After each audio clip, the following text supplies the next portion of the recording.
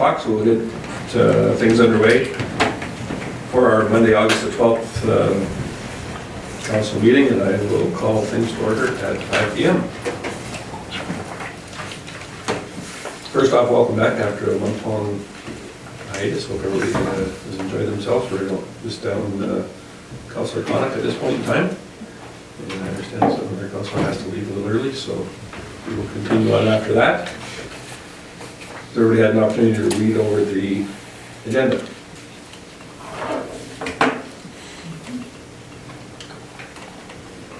Councillor Hibbs? Yeah, I have no additions, so I would move that we adopt the agenda as presented. Thank you very much. Seeing nothing further, I'll call the question and all those in favor. Thank you.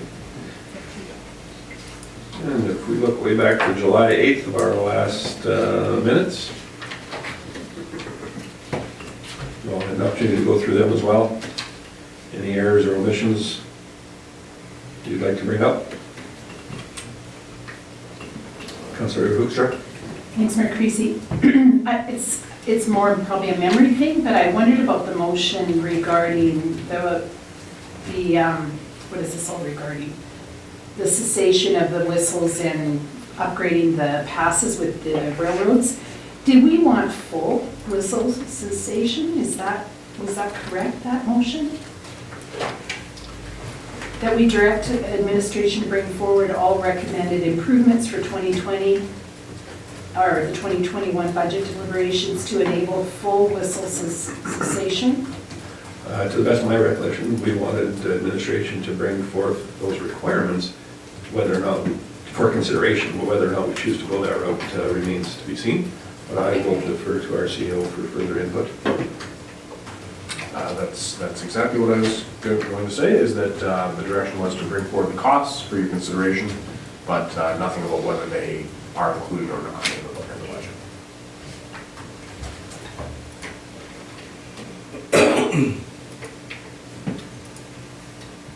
Do you have anything else? Would you, Councillor Hoekstra? I didn't have anything else, so I would like to move the minutes as presented. We accept them as presented. Thank you. We've got like a few more minutes to go through some items in your notes, or are we good? Okay.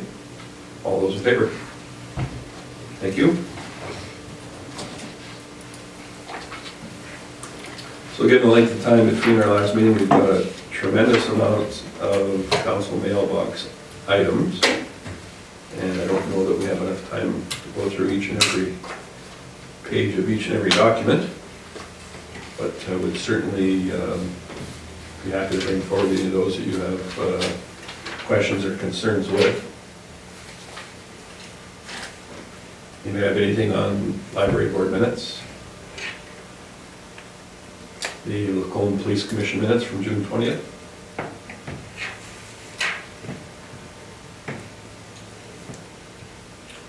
July 2nd, there was a citizen's letter for speed and noise. I'm going to suggest a hopeful reduction on Woodland Drive.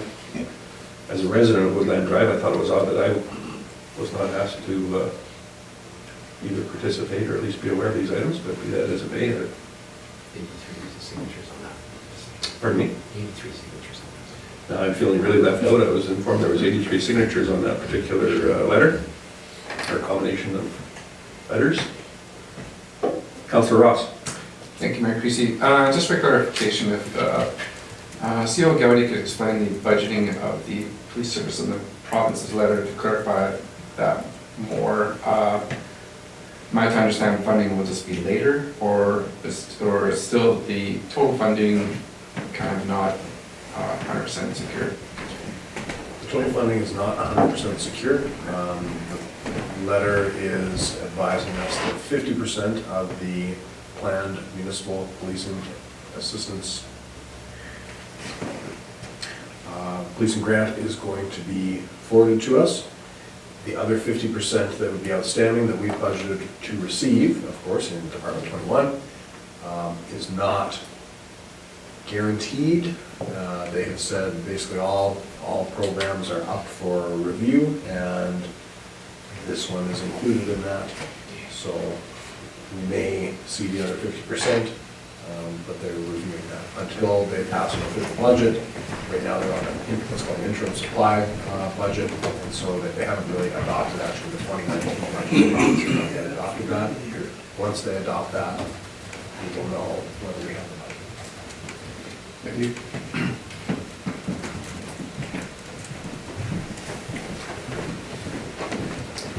So that takes us down into the citizen letters regarding whistle cessation. Anything additional on those? Councilor Gibbs? Thank you, Mayor Creasy. I actually don't have anything on that one. I just wanted to move backwards to the first one about Woodland Drive and Cranna Lake. So, I mean, we did have a considerable petition. Of course, it's not a legally standing one, but I mean, that is a lot of signatures. So it's obviously a considerable issue. And I just wanted to know sort of the Coles notes on what our response to that would be. And I was wondering if there is perhaps an appetite to maybe bring this for a proper discussion, not tonight, but at a later date, or some method of engagement perhaps with that group. Maybe it's like an open house or something, but I'd like to hear what administration maybe has in mind for addressing that. So that has been speeds, sound, and sightlines have been an ongoing concern for residents of the Lakes subdivision and residents adjacent to Woodland Drive for as long as I can remember here. We have looked into it in the past. We did include this in the 2016 community speed survey that we did. At that time, I think it was about 60% of residents that were in support of the current speeds. I think 17% that said they wanted to see lower speeds and about 11% that were higher. So there was not a clear cut. While the residents that are immediately adjacent to the road would like to see a reduction in speed, I would say the overwhelming majority of the users of that road are happy with the current speed. So right now, we have not planned any additional action on this item. We certainly, with council's direction, would be happy to, whether it's an open house or to develop some other program of engagement, or to go ahead and look at some traffic calming measures that can be taken there. In the short term, of course, we could request LPS provide some additional enforcement to make sure the speeds are within the speed limit. Excuse me, when we've looked at it in the past, because we have done monitoring of speed there actually isn't widespread speeding that would be beyond, say, 10 kilometers an hour in excess, although there is isolated incidents of really excessive speed. It's mostly the sightline issues that are created by the road's geometric design. There is some vertical curves that restrict drivers that are entering Woodland Drive from seeing very far up or down the street, and that does cause some problems when you're entering the traffic. Yeah, if I could just follow up on that, because I don't really think that the issue is speed, that people are speeding, like it's 50 right now, and I don't think that's an issue. It's just the fact that 50 is quite quick for a road like that. It is wide, but it also has vehicles parked on both sides for large parts of it. And yes, that intersection, particularly as Maple, I believe, is particularly dicey. And so I know we have sort of talked about some measures might not be so popular depending on who's living there, whether it's maybe removing some of the on-street parking. But I really do think this needs follow-up on, and I really think that many signatures is worth respecting. So I guess we can talk about this later maybe, but I would like to see this conversation carry on in some manner, whether it's here, whether we invite this group to come speak to us, whatever the case may be. But yeah, I'll just leave it at that for now. Thank you. Councillor Hodgson. Thank you, Mayor Creasy. I echo that, and I have a question regarding noise. Has there ever been a study done? I don't believe noise is a huge issue. I believe speed is an issue, especially on the east part of that road, through Woodland, the subdivision there, where there is parking on both sides. I don't know if noise is an issue, and maybe Grant could even speak to that, living on that roadway, if noise is a concern. I don't know if my personal experience is necessarily relevant. I didn't put my name on the letter, but I guess we first need to ask them exactly what noise it is that they're referring to. Is it noise that they're concerned about stunting and that kind of thing? Is it just traffic noise itself? I mean, I honestly didn't really understand precisely what the concern was, but we can certainly make some effort to find out and see what we can do to address those concerns. But I too, being there redacted, I didn't count how many signatures, but if you say it's 80 some, that is significant, depending on how much of that roadway it takes, and I would suggest that's a very high percentage that are interested in something happening, so we need to at least take a look at it and weigh our options for sure. Anything else on that item? Councilor Hoekstra? Thanks, Mayor Creasy. I will weigh in a little bit because I too live on Woodland Drive, just not quite in this section, and noise definitely is a factor, but I'm not sure I know what noise they're referring to. And it has improved tremendously since we got traffic lights, but I think it's worth investigating further too. Thank you. I believe that brings us down to the July 15th letter. Is it not? Did I hear someone say they want to go through the whistle sensation letters again? No. Okay, I thought you said 5th, sorry. Well, it is the 5th, isn't it? The July 5th letter from the Justice. 60s. Was it 15th? No? I was down to the letter from the Minister of Municipal Affairs for the Cannabis Transition sure. Program myself, but okay. Certainly, Councilor Jacobson? Sure. Just a clarification on the CAO.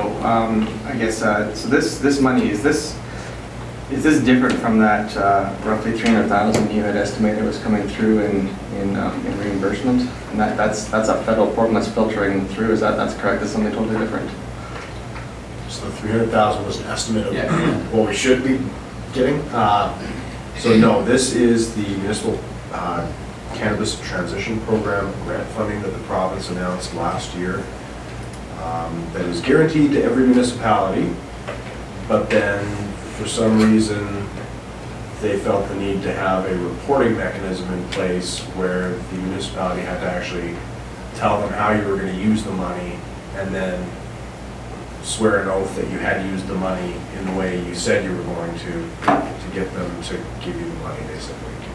So this is nothing more than them acknowledging that we properly filled out the paperwork for a grant program. Okay, so that's fine, I was just confirming that. And I was going to point out, maybe as a matter of courtesy, we should point out to Municipal Affairs that their letterhead has the old MLA's office on it. I'm sure they'll be happy to correct that. Councilor Hibbs? That's funny. Thank you, Mayor Creasy. So yeah, I guess my only question is, it's quite obvious that the 2019 totals are lower. Like, I was just curious as to what would have caused the difference, why we got more money in 2018 than we did in 2019. That's just the way they had rolled it out. They had given us, I think it's totals 59,000, and it was like 29,000 the first year, 20,000 the next year, and then they had a number of categories of eligible spending, one of which is existing staff time, and so it's just split out. Basically because of the way they roll out the funding, that's why they figured there would be higher costs in that initial year of implementation than 2019.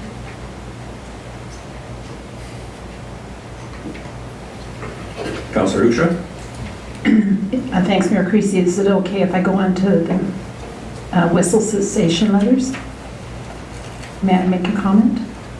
I just am going to ask if we have anything further on the transition program.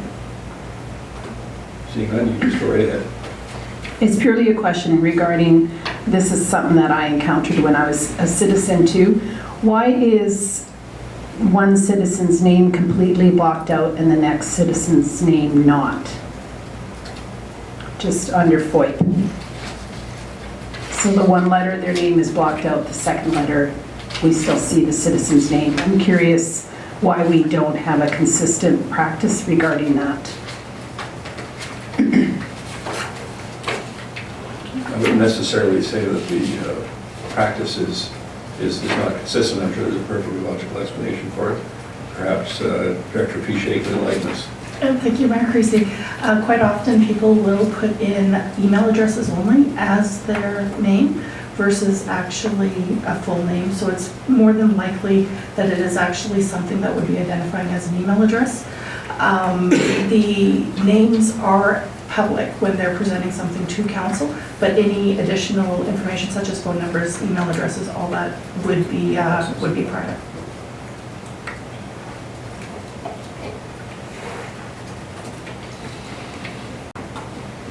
Makes sense to everyone?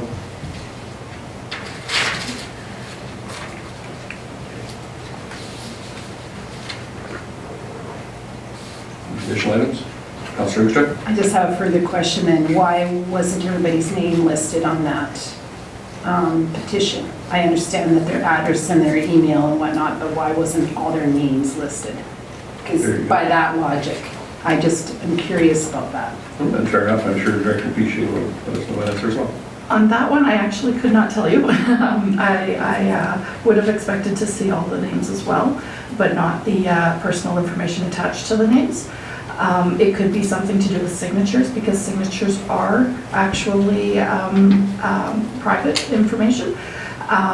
If the names are looking as if they are signature-like, that would be my only explanation. But without talking to our FOID coordinator, I couldn't say on that one.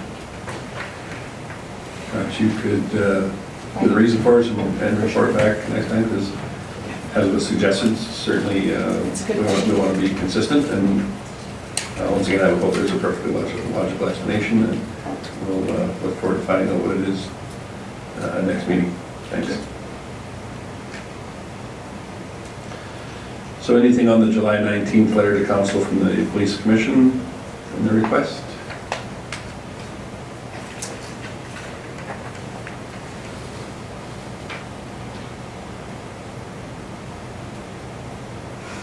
And how about on the AUMA invitation from July 19th?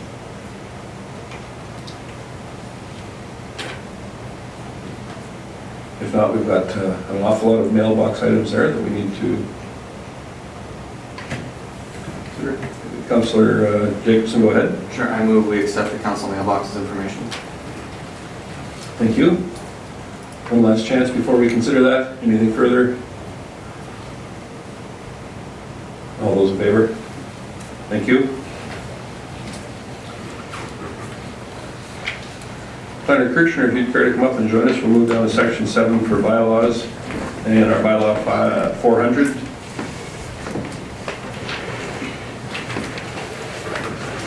Thank you. We have a proposed bylaw amendment that would rezone 2 properties in the general area of Berman University. So these properties are known as 5101 Beardsley Avenue and 5102 College Avenue. So there is a map included to kind of earmark where they are. The one to the south is next to that little strip mall that they have with the university bookstore, and the one north of it is a large vacant lot. Currently, these properties are zoned University Commercial District, and what is being proposed is a rezoning to the Berman University District. And this would be to facilitate the development of an educational facility.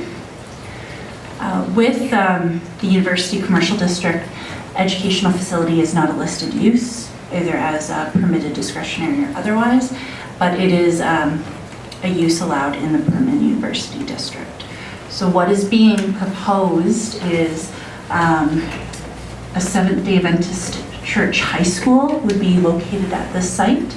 It is currently located within the Berman University campus, and they're looking to relocate it out of the campus proper and to that site, which is directly across College Avenue from the elementary school associated with the Seventh-day Adventist Church. With that, it has that benefit of co-locating these 2 schools. They've indicated that a lot of A lot of the individuals who go to the high school have siblings who go to the elementary school, and this provides opportunity if the siblings are walking, younger siblings to school, or getting dropped off, that it's that benefit for parents and the siblings alike. This relocation will enable the university to utilize the existing high school building for other uses, and it, of course, will benefit the high school to be located next to the elementary school. So we do have a few pictures of proposed property. So this one is looking west from the corner of College Avenue and 52nd Street. It has a nice little green space area with a little trail that zigs through, and I believe the Berman University campus welcome sign is on the corner there as well. The second photo just is looking south from Beardsley Avenue, so it's a rather large green space, a little bit of a slope to it, but otherwise simply sitting there waiting for something nice to happen to it. This area, it does have some mixed zoning, so it's a combination of residential and university-related properties. The land to the east is zoned for residential uses, including the R1, R4, and R6 zoning. So there's multiple types of housing from single-family to multi-family buildings. The land located north and west is zoned in University Commercial District and has been used to develop university-oriented commercial uses. And the remaining land located south and west forms the Berman University campus, which has its own specific zoning of BU. The campus itself includes the elementary school, high school, church, and variety of different university buildings. By rezoning the proposed land to the Berman University District, it acknowledges that the university, the elementary school, and the high school do share certain facilities, such as housing or recreation facilities, and that the schools will continue to benefit from their proximity to each other. With schools of this nature, they are a bit different. Catholic schools and public schools are able to access municipal reserve lands, so they typically are pre-planned between planning staff and the school boards to determine sites where they could future location could happen. Schools such as these are more commercial in nature and are privately run and operated and have to find essentially their own space to locate. So we did work with them on a couple of options, and this one meets their needs the best and utilizes land that is basically in a state where development could move forward quicker compared to other sites. So our outline plan does call for this area to be kind of commercial in nature.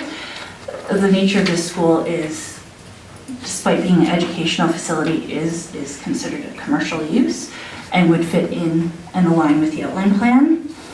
The area structure plan as well indicates future mixed use for the area with a particular focus on institutional and commercial uses. So this would align quite well with the overall area structure plan for the area. Our municipal development plan does identify the importance of education within the community and speaks to supporting and creating availability for diverse educational, recreation, and cultural opportunities, which easily supports what's being proposed by the church. Administration has provided the applicant with some information on available capacities of the water and sanitary sewer services and recommended to them that they engage with an engineering consultant to really determine what will be required when it comes to development. And this includes a traffic impact assessment. In particular, we want them to look at the traffic flow for the school's pickup and drop-off areas, and they've considered possibly co-locating those as well. Servicing study to confirm water and sewer capacities, stormwater management plan, engineering drawings, shallow utility design, and a site design would be used to determine if part of the lane or all of the lane would need to be closed and incorporated into the site. So we are proposing that after first reading is given, that council schedule a public hearing for 5:30 p.m. on Monday, September 9th.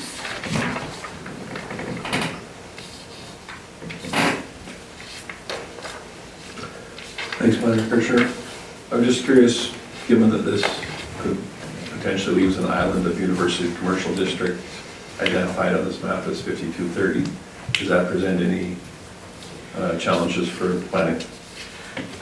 From our perspective, we don't think it should be of a huge concern. A lot of the uses in that commercial area are very much dedicated to university-related uses and would be spaces that most likely are being utilized by the schools already.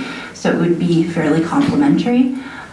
They've looked at this site and another site. The other site would have environmental challenges that could create a rather substantial process to determine if there's a suitable site available. And of course, they've chatted with the university itself prior to moving forward to determine if they were supportive of this type of location being used for that rather than being saved for university commercial uses in the future. Thank you. Did I just leave over here? Yeah, I was just gonna. Councilor Ross, go ahead. Thank you, Mayor Creasy. I was just gonna make the motion that number one, the council give first reading to bylaw 400.26 as presented. It's two separate motions, 1 and 2, right? Certainly it's a possibility, yeah. Anybody care to speak on the motion before us? If not, I will call the question. All those in favor of first reading? Thank you. Councilor Gibbs? Thank you, Mayor Creasy. I will go ahead and move the second motion then, that council schedule a public hearing for bylaw 400.26 at 5:30 p.m. on Monday, September 9th, 2019. I expect either we'll get nobody or we'll get a few. Having built 3 schools in my time as a school trustee, I can tell you that the community is only typically excited about hearing what the transportation plan is. And there have been some very well-designed school bus drop-offs, and there have been some very poorly designed areas where you've got parents trying to do their thing and buses trying to do their thing, and community members are just trying to get to work in the morning, and that's can be a big deal. So that really needs to be taken seriously, and so I do hope that the public do come out to that public hearing.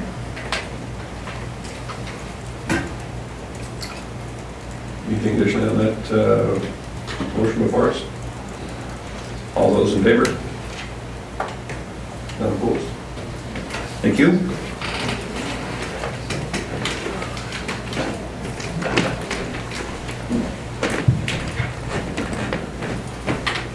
And the next item for Director Pichet under Corporate Services for bylaw 473, Electrical Distribution Services. Thank you, Mayor Creasy. Before council tonight is first reading of bylaw 473, Electrical Distribution Services bylaw.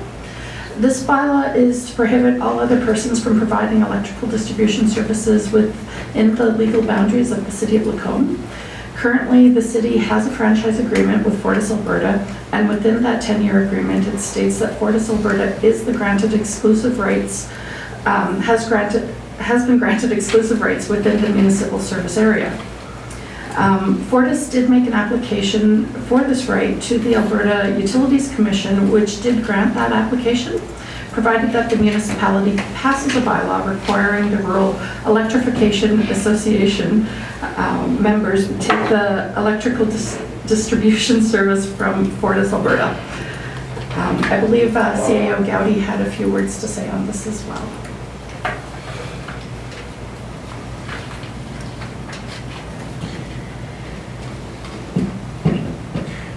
So this comes out of a recent case when the municipality annexed some land from the county, brought land into the urban municipality, and the properties that were transferred had service providers for their electricity that were not the franchise agreement held by the city. They resisted the franchise agreement service provider and went to court to say, well, really, that's not right. There should be a bylaw that speaks specifically to this franchise agreement, requiring all properties within the municipal boundaries to take this service from, in this case, Fortis Alberta.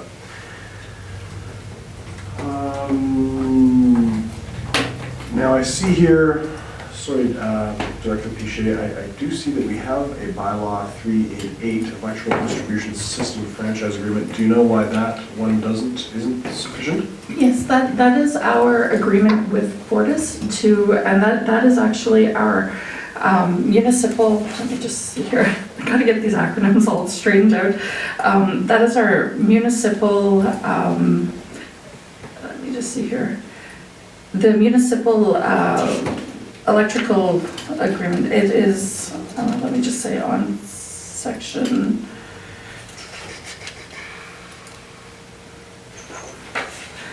on page 2, there is, electrical distribution franchise agreement with with Fortis Alberta in place. And it's actually the agreement that we have. It was signed back in 2013 to do all of our electrical distribution through them. This bylaw then, what it is, it's just basically it's basically after the fact with the award of this application so that the Fortis Alberta can go to the municipalities and request this bylaw to be created so that they have the exclusive rights, and that can be transferred immediately versus at the time when there's land transfers and such going on with the annexation of any lands. So. Chief Cody? Just to confirm then, the update to the bylaw is really required because our current bylaw does not have timelines associated with it as to when they need to transfer over to the service provider. The new bylaw has those timelines involved, included. So not being an expert on this 50-some pages that were given us, when I was going through them, I had a hard time ascertaining as to why we're doing this now. There's really not, this isn't a time-sensitive thing where we're in the position of getting a bunch of annexation property in 1 hour. This is just a housekeeping. This is mostly a housekeeping item, absolutely. There is no transfers of land or anything going on at this point, absolutely. And given that we already have an agreement in place with Fortis and have a good ongoing working relationship with them, I would be interested to hear if there's any reason why we wouldn't support this particular bylaw, but Councillor Jacobson? Sure, so a couple of sort of general questions. Again, and myself not being any kind of an expert on this, do we have any other options for electrical distribution than Fortis, just out of curiosity? Yes, you do. Not right now, I guess. 2023 will be the next opportunity to review the franchise agreement with Fortis. They currently have exclusivity for distribution of power within the city, but when you go to renew the franchise agreement, there would be the ability to look at other possible service providers. Okay, so actually that answers my second question of when our current contract expires. And would passing this legislation, obviously, it's not going to have any impact on 2023 when this happens, whoever the new one will be will just fall into this framework of how this operates then, hey? Yeah, I think the only difference at that time is that we would consolidate bylaw 473 and this bylaw 388, that being an agreement with Fortis, if it were a different service provider to update it to that new agreement. And then this question perhaps is for Director Piché, and again, as I was reading through this and through the letter from Fortis to it sort of led me to believe that there's apparently currently locations within municipal boundaries that are being distributed by REAs right now. Is that the case? Not within ours currently. Okay. This is, again, this was done province-wide with all the areas that Fortis Alberta has been dealing with. So there is actually no actual outstanding fees that are going to be collected by this. This is merely a housekeeping courtesy. It truly is, yeah. Okay, thank you. Councillor Hibbs? Sorry, I meant to cancel it. It was actually kind of answered. I was wondering why this bylaw actually referenced specifically Fortis, but if the idea is to then consolidate in the future, then it's irrelevant, because I was going to suggest that maybe this bylaw should actually not say a specific provider, but just reference the provider in bylaw, whatever, blah, blah, blah, but that's okay. All sorted. Councillor Hughes? Thanks, Mayor Creasy. I guess I just wondered what other company can do this? Like, what other service has the ability to just come in and say, we are going to be the only providers in the city for trees? I don't know what. I just wondered if by some wild chance a citizen asked me what this was all about, I could not figure out how to explain this in layman's terms, why Fortis has the right or the ability to just come in and say, we will be the only ones on the block that are going to offer this. Can you do that? Can you explain that in terms that Cora Hoekstra can understand? So basically why in fact does the agreement that is now in place even exist? Very good. Chief Cody? So if you were in, say, a rural municipality, maybe there wouldn't be a franchise agreement and you would deal directly with different service providers to see who could provide you the best service for the best price. The municipality of Macomb, in this case, has decided electricity is something that we see as a real value to our residents. We will provide that, and we could own our own electrical distribution company and manage the whole system within Macomb, like the City of Red Deer, for example. But probably, I don't know, 50 years ago or something, the decision was made that we wouldn't. We would provide that through third-party services. And so to get the electrical distribution infrastructure installed in the developments when they're first developed, you need somebody to put that money up. And people aren't going to do it, different service providers aren't going to do it unless there's a guarantee of a certain amount of customers that are going to come on. And so at that time, Fortis would say, yeah, we'll run the wires, we'll make sure power's there for your residents. However, the deal is, you know, we have to be the only service providers. So council that day would have said, well, that's fine, that's better than us doing it. And so they chose to enter into that agreement. So I guess I maybe just to amend my answer to you, I said, well, yeah, in 2023 you could go out. There would be a big cost to the municipality to go out because Fortis actually owns the majority of those lines right now. So to go with a different service provider, you would either have to buy out the service, like the infrastructure, and then transfer it to this third, like sell it to a new service provider, or arrange for some sort of line wire rental fee to Fortis from this other company. So it would be complex. Once utility companies are in your municipality, it is very difficult to change, and that's why the Alberta Utilities Commission came about to limit the amount of profit that utility companies can make, because the very nature of them, once they're in place, in theory, they could just demand whatever they wanted, and you would be powerless to stop it. So that's why they're regulated industry.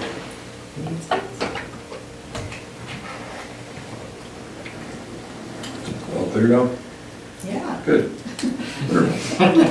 Sort of. Power 101. Thank you.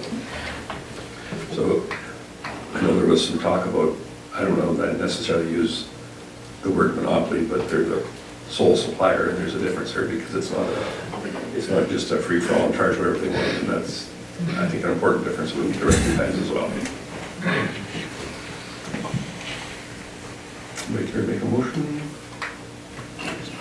Councilor Hookstra? Thanks, Mayor Creasy. I'll move that council approve first reading of bylaw 473, electrical distribution service bylaw. Thank you. Anything in addition to? All those in favor? Thank you. Senior Manager DeBresser, you want to come up and join us? Under financial services, next up is bylaw 474, repeal taxes on mobile home units bylaw. If you care to go through that with us, we'd appreciate it.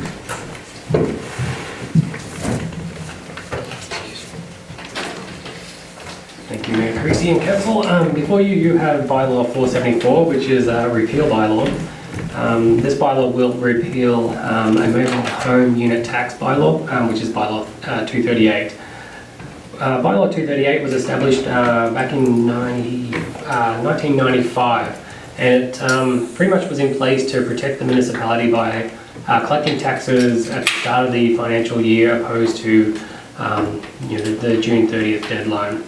So the property tax clerk has to estimate the taxes around the 15th of January, and it pretty much forces the people owning mobile homes to either pay taxes then or alternatively sign up for pre-authorized payments each month. So yeah, 97 that was revised that they could go into pre-authorization. It just makes an administration kind of extra task, and my property taxation clerk does feel questions on why is the different treatment of somebody having a standard home on foundations opposed to a mobile home. So it definitely fields lots of questions like that. Lots of letters go out and lots of correspondence back and forth. So today we'd like to repeal that bylaw. Financial implications, over the past 7 years we haven't had any defaults on mobile homes. We've collected all the property taxes. There was one instance that we actually had to locate a mobile home that was transferred to another municipality, and that municipality did collect the taxes and send them to us. We did a scan of other municipalities on how they deal with this issue, and some of the alternatives was charging any taxes that are in arrears to the mobile home park owners. Once again, that would require a bylaw to do that. There was when they're collecting from the other municipality, charging the full amount of property taxes to the park owner, kind of shifting the burden to somebody else to collect the taxes on behalf of their rent and stuff. At this stage, we don't feel that any of those suggestions are warranted. We have a really good communication with the park owners about move-ins, move-outs. So as long as that communication keeps up, we feel that repealing this bylaw will not do any harm to the municipality. As you may be aware, the Spring Coffee and Council, a few residents did express concerns about this issue, and I'm pleased to get it on the agenda for Council's consideration. So tonight, being administrative in function, we are recommending all 3 reads of this bylaw. To do that, prior to third reading, you will have to pass a motion, unanimous consent, to go to third reading. So in that, I'll open it up for any questions. Along that same remark there, I'm just curious for the 3 readings, what is there some administrative issues if all 3 are not done tonight? Just that it's a difficult thing to do when there's a lot of individuals. What's the reason for all 3? Purely efficiency. I don't think there should be any controversy of repealing this bylaw, but it's definitely Council's consideration if you would like to do first and second and leave third. We can bring it back on the next agenda. But in the effort of efficiency and getting it through Council, we're proposing 3 readings. Okay, thank you. Councillor Hoekstra. Thanks, Mayor Creasy. I just wanted to thank you for bringing this to Council so quickly, because I spoke with those citizens at Coffee with Council and I didn't know how to answer why they were being treated differently. So I think this is just a really great example of when citizens do come forward with a really legitimate question and we look into it, we can act on it. So yeah, thank you for bringing this forward. So I would like to make a motion. I would like to move that Council give first reading to bylaw 474. Thank you. Councillor Hibbs. Thank you, Mayor Creasy. I'm in support of the motion, but I do have a question, and maybe it was covered, I might have missed it. But by repealing this, does it automatically do mobile homes and just fall within the normal tax bylaw then? Like, we don't have to make an amendment to that bylaw as well? It's just a simple act of repealing this and it's just off the books? Okay. Yeah, that's all I had for question. Thanks. Thank you. We have the motion before us for first reading. Councillor Jacobson? I have a procedural question, I guess, Sure. maybe with CAO. I suppose maybe I share some of your question, Mayor, about why we're doing 3 and 1. And I thought maybe there was an administrative reason for tax purposes or something like that. But I guess the optics of this to me are why are we treating this, if it's just efficiency, why are we treating this like any other bill that comes through for efficiency? Again, I have no problem with doing it, but it seems to be like an interesting precedent we're setting that we're doing this. But so my question is, if we wanted to just do first and second and third next time, would defeating the third reading automatically preclude it from being brought up on the agenda again? Yes, actually, defeating the third reading would. So procedurally, though, we wouldn't have an opportunity to defeat the third reading until we process the motion to, in fact, suspend the rules and have the third reading. And by defeating that, it would not preclude us from having the third reading at a later date. Does that make sense? Yes, it does. But if there's any hesitancy at all, you just don't make a motion to have all 3 readings. There is no reason whatsoever that it needs to be done tonight. Mr. DeGrasso is just a very efficiency guy, and he had written it as such, but there's no need to have all 3 readings. And I do want to be 100% clear, I'm in total support of what my colleagues have said. I was a little bit shocked to read this, that it definitely does create 2 tiers of homeowners in the city. I'm all for this. Again, my only concern is, again, just the precedent of this and the perception of this being applied to maybe perhaps more controversial bills down the road if this is what we're doing. So I would prefer if we did it the standard 2 readings and then third at the next, if there is in fact no administrative reason not to. And I think that we appreciate everyone trying to be as efficient as possible. However, the idea that the public does not have input to this and to do them all 3 in one evening, I don't find particularly palatable either. So, anything else? So we do have the motion for first reading before us, as put forth by Councillor Hoekstra. All those in favor? None opposed? Councillor Hibbs? Thank you, Mayor Creasy. And given our recent discussion, I would move that council give second reading to bylaw 474. Thank you. Anyone else? All those in favor? Unanimous. Thank you. Anything else on this item? Seeing none, we will move into Section 9 under new business while you're here with us, Manager DeResser, and go through financial services, budget survey, and council feedback report, please. Thank you, Mayor Creasy and Council. Before you, you have the 2020 pre-budget survey results. The survey was developed prior to your community engagement at the Farmers Market and Music in the Park. We deployed it on the radio, online, social media, and we produced 112 results, and the completion rate of everyone answering every question was 71%. Average time spent was just over 5 minutes and 30 seconds, or 5 minutes and 30 seconds. This year, we reverted back to kind of open-ended questions instead of the previous year where you wanted to increase or decrease services. I'll run you through them. I'm sure you've read them.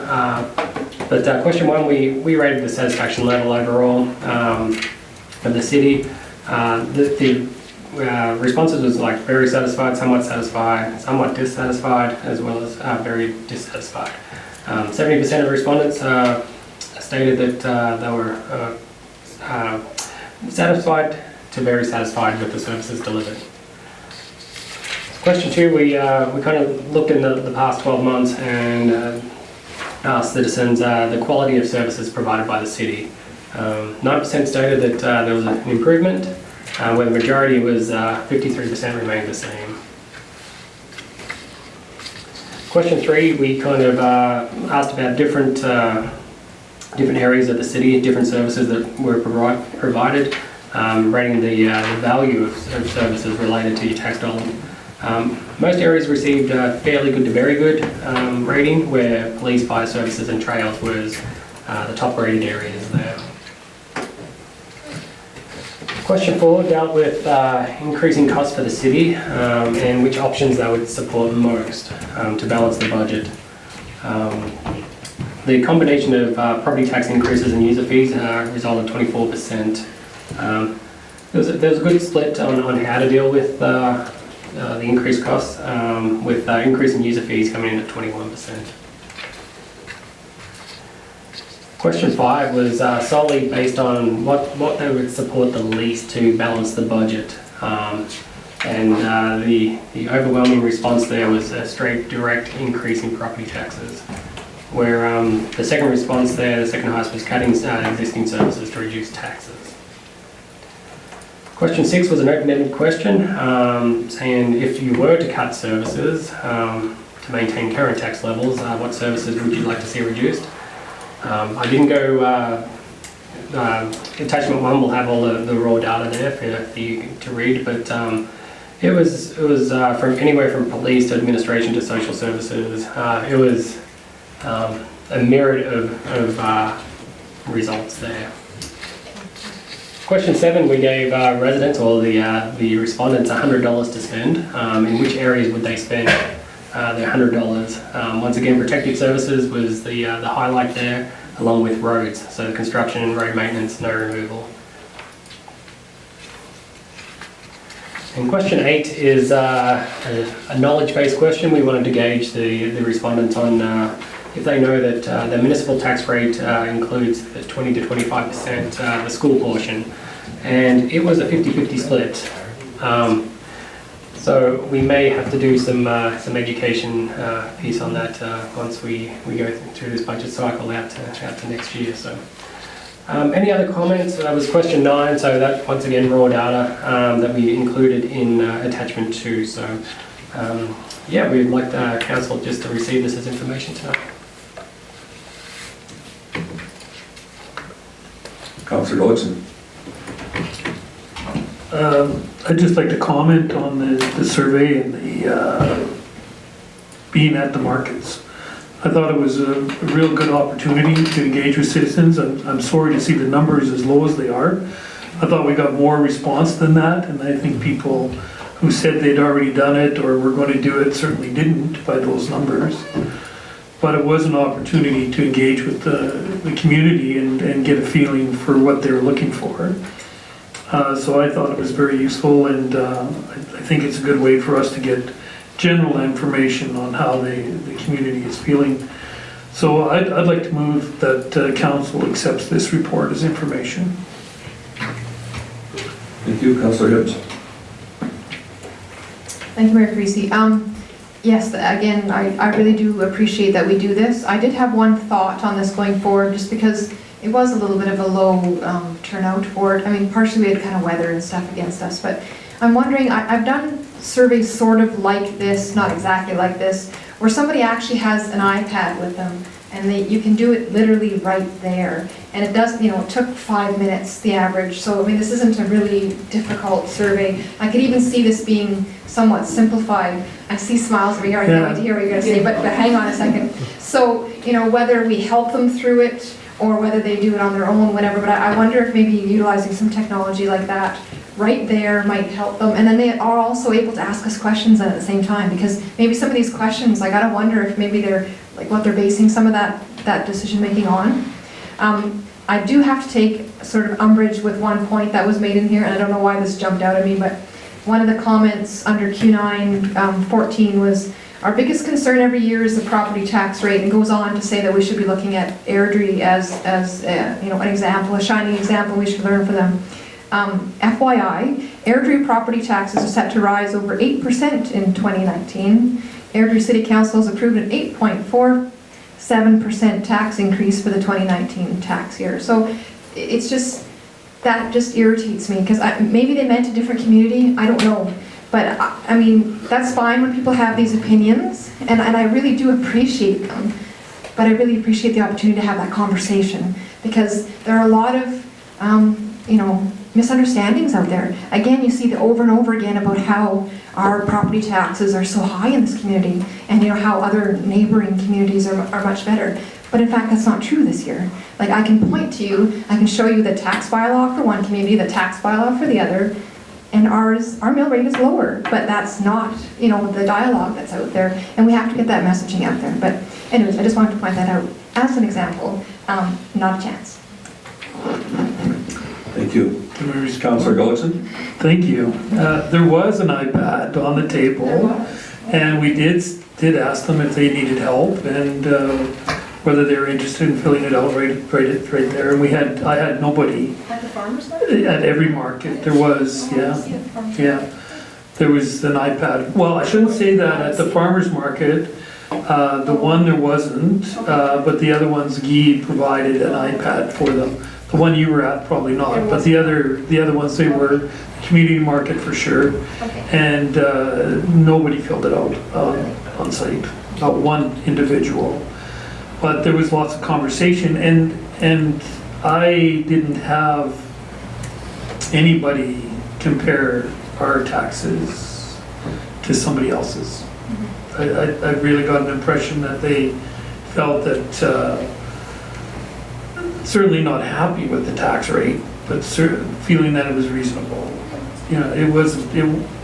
Very little negative was presented to us, except one person did ask when the next election was, but besides that. Was that just when you were working there, or what? Yes, it was. It was. I was the only person in the booth. So, well, I appreciate the comments that made, and I think it is important, this public engagement process. I think the numbers would suggest that we need to reconsider the methodology in which we're reflecting this information, because the 110 respondents in a community of some 14,000, whatever, plus or minus, is pretty dismal. So I don't know that our money is being spent appropriately to try and collect this information. So let's not be jumping into a bunch more of these before we take a long, hard look at how we're spending these dollars, especially if it's on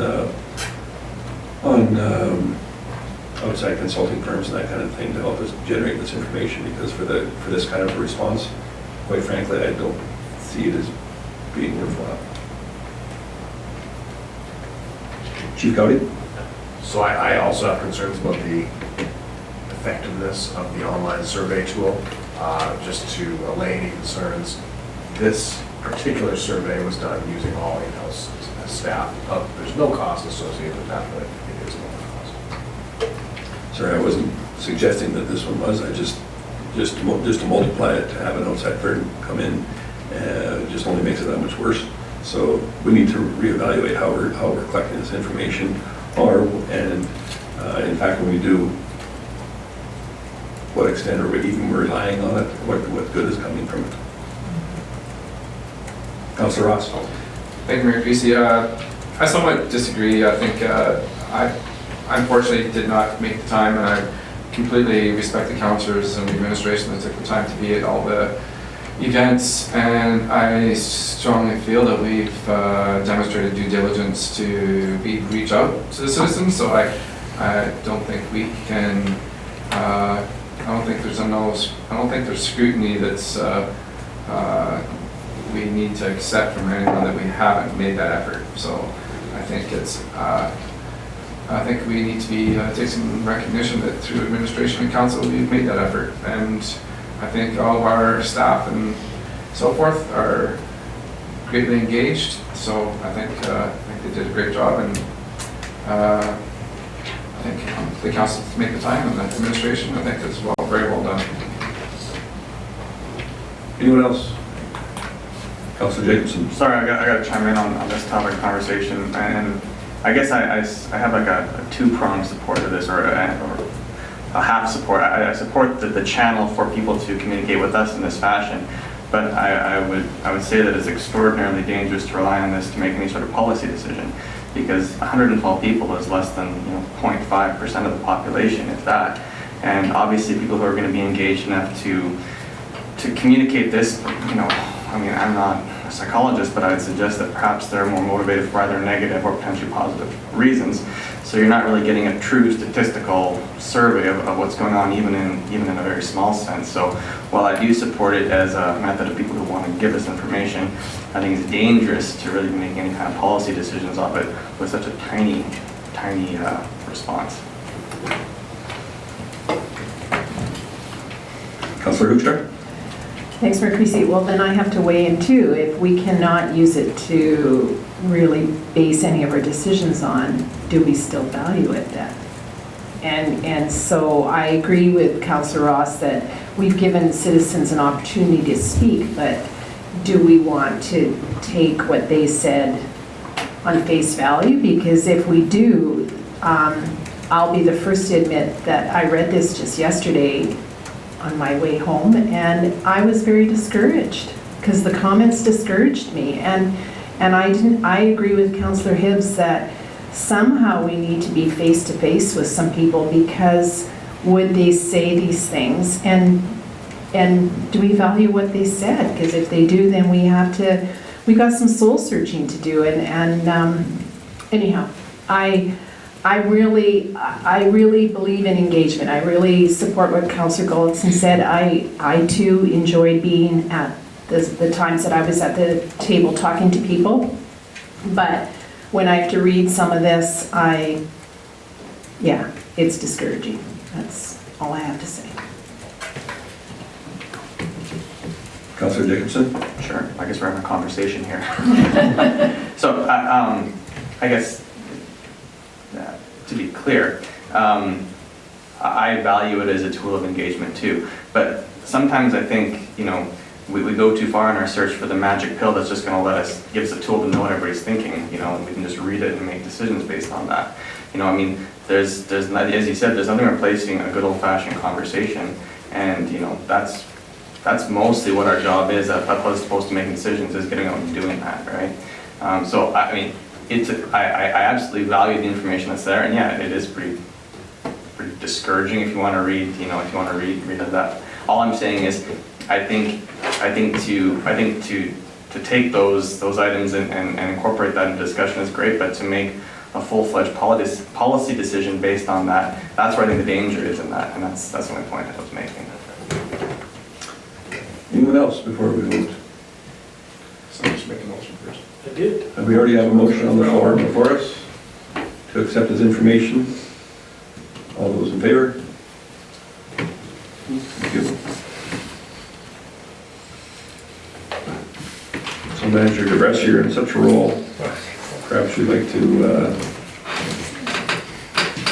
delve into the Q2 2019 financial variance report. Thanks, Mayor Creasy. So Q2 variance report is before you for the operations. And once again, this is the second time seeing this format of a report, and we've commented on anything under or over $5,000 in the departments. Generally, revenues, positive numbers, good.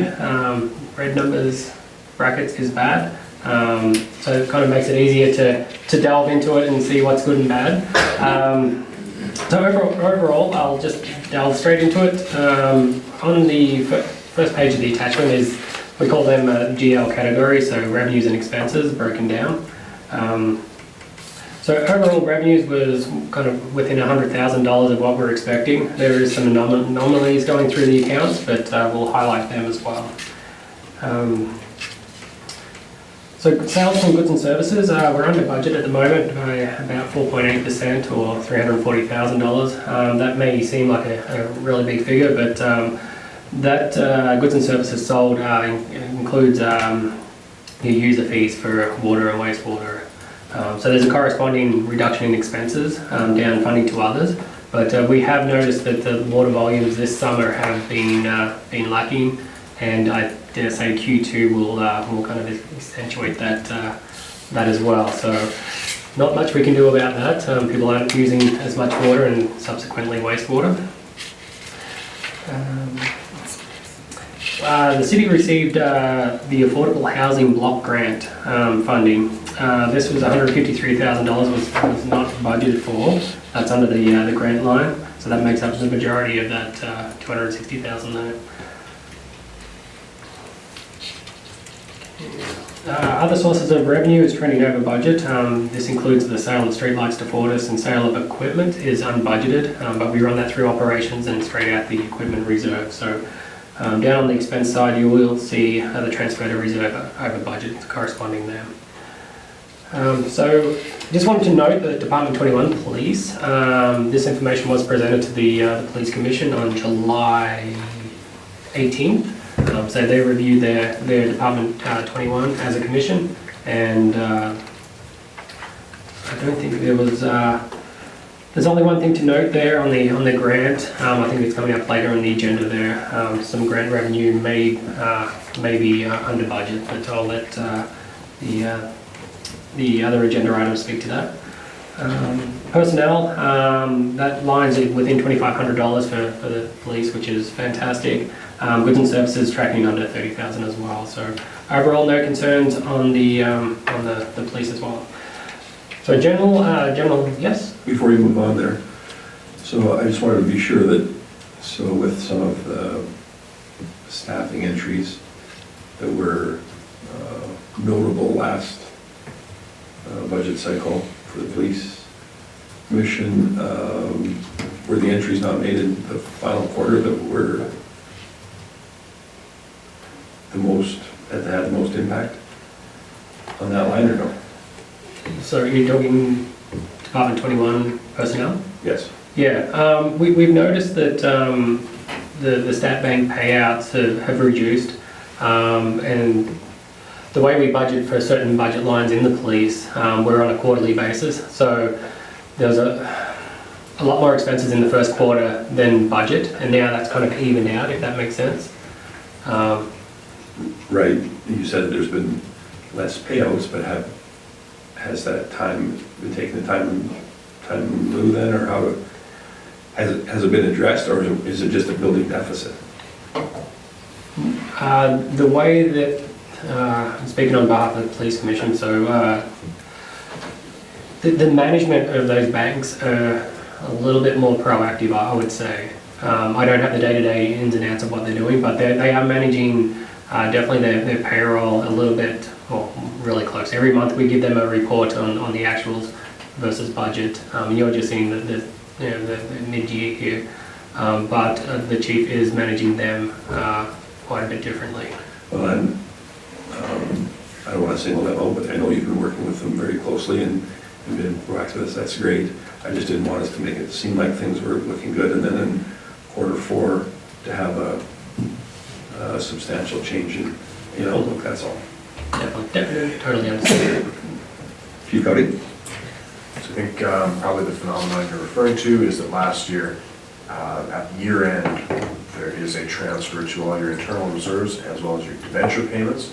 Those have now been equalized over 4 payments throughout the year, so there won't be the same issues that you were talking about. It will be good. Councillor Ross? Thank you, Mayor Creasy. So in defense of the Police Commission, the $166,622 is what we discussed earlier of funds that they have not received from the province. That's correct. So then, therefore, then if that was received, they would be $10,000 ahead if you take the 156,521. Roughly. Yeah, so the picture has greatly improved. Yeah, definitely. The way we're expecting those grant payments in the second quarter, so that's the way we budgeted. Not all of them turned up as per the information presented. We'll monitor that in Q3 and then, of course, Q4. And in as much as we've acknowledged that I think that the situation and the administration end of it has greatly improved, we're not comparing quarter 2 from last year to quarter 2 of this year. No, I respect that. I mean, at least it's in line, is what I'm trying to say. Point taken. Sorry for the interruption. Hey, no worries. So general note number 1, which is personnel. Personnel, we're trending under budget by about 200,000 or just over 2.7%. Once again, we're seeing a reduction on benefits. We had the mid-year benefit review with the benefit broker. Rates are coming back. We had a discount in 2019. Rates are coming back to kind of what we should be budgeting for 2020. So going forward, I'm confident in the rates, the benefit rates anyway, should come back into line what we budget for, therefore reversing the surplus of what we're seeing here at the moment. Yeah, we're still seeing the utility budgets for personnel, higher in water, lower in wastewater, that type of thing. Nothing to cause concern there. Overall, the utilities are under budget. Goods and services, that expense line is, like I said, in Q1, it's 13% of the city's budget. Most departments are under budget. There is comments there if they are over, but we're trending just over 5% under, or $146,000 under. Utilities, so that's electricity, gas, and water and wastewater. We're still trending over by about 53,000. This has come down. In Q1, we reported that we're about 17% over budget. That has come back down to about that 7% over. So we have seen that deficit come down to about 53,000 at mid-year. But it's the estimates provided for gas and electricity by the providers. So that's really an indication that prices were unusually high for January and February, and probably over the summer now they'll be lower than expected. So correct. Overall, we're on target. Yeah, that's a little misleading. I mean, given that the two major months are included in the first quarter. Correct, and like I mentioned in the Q1 report, we'll be looking at those distributions a little bit more carefully for 2020. So the allocation of utilities should have higher in December and November, and January, February, March, and then kind of lower down for throughout the middle of the year. So once again, first year of this quarterly reporting, we're going to refine it a little bit more and hopefully get these numbers a little bit more refined. In saying that, we took the feedback from the Q1 report stating that Q2 and Q3 reports should be presented a little bit quicker. So we're proposing, well, we met the first meeting in August for Q2 instead of the last meeting, as well as Q3. We'll move that to the first meeting in November. That will be almost 2 solid months if any corrections are needed. Kudos to my finance staff for posting everything, getting everything kind of ran through a couple of weeks early, and summer vacation, it was definitely a stretch to get this at August, but we're confident in the numbers, and I'll open it up for any questions.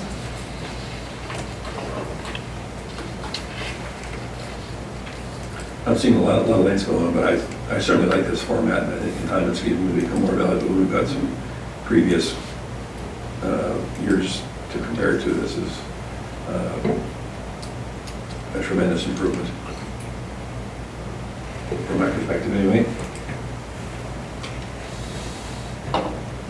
As much fun as it is to look through a million pages of financial information, it is valuable and worthwhile, so thank you for that. Councilor Hibbs? Thank you, Mayor Creasy. I'm just wondering, given some of the recent discussions we've had around, obviously, the recycling, I'm wondering if budget 43, if you would feel comfortable sort of running us through that in perhaps a bit more detail. Just sort of what the impact of some of the recent decisions, obviously, that we've made may have had that on that. I don't know if that's a fair question or if that's too detailed, if that's something they need to come back with, but I don't know if you just want to fill us in on what you do know, and then I guess if we need follow-up, then we can ask for that. Is my question clear? Yeah, certainly, I think I can speak to the revenue side of things, because nothing's really changed in the revenue. We're still billing for the blue box services. So we are meeting our revenue target as per budget. In saying that, I can at Q3 kind of give you the balance of what we've collected for the blue box, which is destined for the reserve at the year end for future initiatives. So you will see the reduction in goods and services sold for other professional services that we're not paying the provider. So we will see that budget line kind of hopefully come under budget because we're not paying that anymore. But I definitely can get you the balance of that program if council wishes to see that. So just for a little clarification there, it may have been indicated that we're billing for the Blue Box program. We in fact are not billing for the Blue Box program. The Blue Box program initially was a portion of the solid waste fee that is given out each and every month. So a small thing, but I can guarantee you we're going to hear about that tomorrow. So in fact, we are not billing for the Blue Box program. The charges have not went down after it was ended. It's a small difference, but in fact, that's reality. Councillor Hibbs? Yeah, I guess as part of that, I mean, we're still, as part of that billing, recycling, we're still offering recycling, and of course what we are still offering, I'm assuming, has now increased in costs. So I guess that's kind of what I'm also looking at is, yes, we're not doing the curbside any longer, but the depot itself is now costing us more because we've increased pickup, and there's other issues there. So I guess I would be really interested, and again, I'm probably unfair to ask you those details because you probably don't have that in front of you.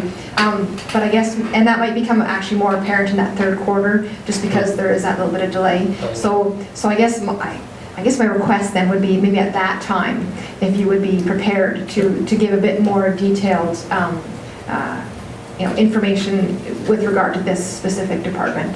Yeah, thank you. Chief Cuddy, did you have something to add on that item? I don't know, I was just going to offer that once Director Thompson is back, we can do a projection that will say, here's the expected increase in cost with the recycle depot, the expected savings from discontinuing curbside, and what can we anticipate. I know he has those numbers, we just don't have them. Thank you. Continue on. Oh, I'm sorry, did I miss something? Councillor Wilson, sorry, it's you. Thank you, Mayor Creasy. Yeah, and speaking to the recycling again, I think a key for this whole process is to ensure that the public is well aware that any funding that is going there is going to recycling, and in one way or the other. Correct. So if it's going into a reserve to build towards whatever we come up with later, or to increase the service at our recycle depot. So I think it is really important that we continue to put that forward.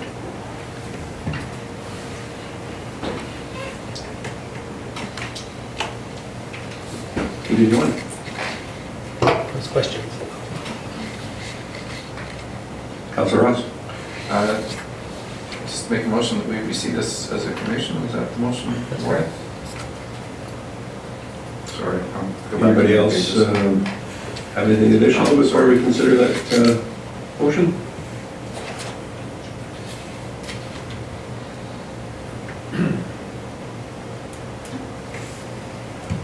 I don't see any, so all those in favor of accepting? Oh, sorry, you're behind the eight ball. All those in favor? Okay. Was it regarding that, or? No, I just was looking at the arena, I just had a question, never mind that, but it's okay. No, that's no problem, just gonna do it partway through a motion, through a vote, that's all. You go ahead. Yeah, on the arena side here, now on the expenses, on the utilities, does that reflects the whole building, including the curling rink, is that correct? Yeah, okay. So on the revenue side, does this have the recent payments or the billing to the curling rink that was delayed? Probably not. I can't answer that. Okay.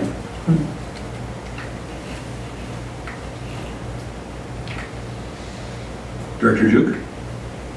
Thank you, Mayor Creasy. I think I can answer that. I don't think the billing has been paid yet. I think it was only, the curling club was invoiced only recently. There was a delay while some calculations were being made. I doubt that that's in revenue at this point.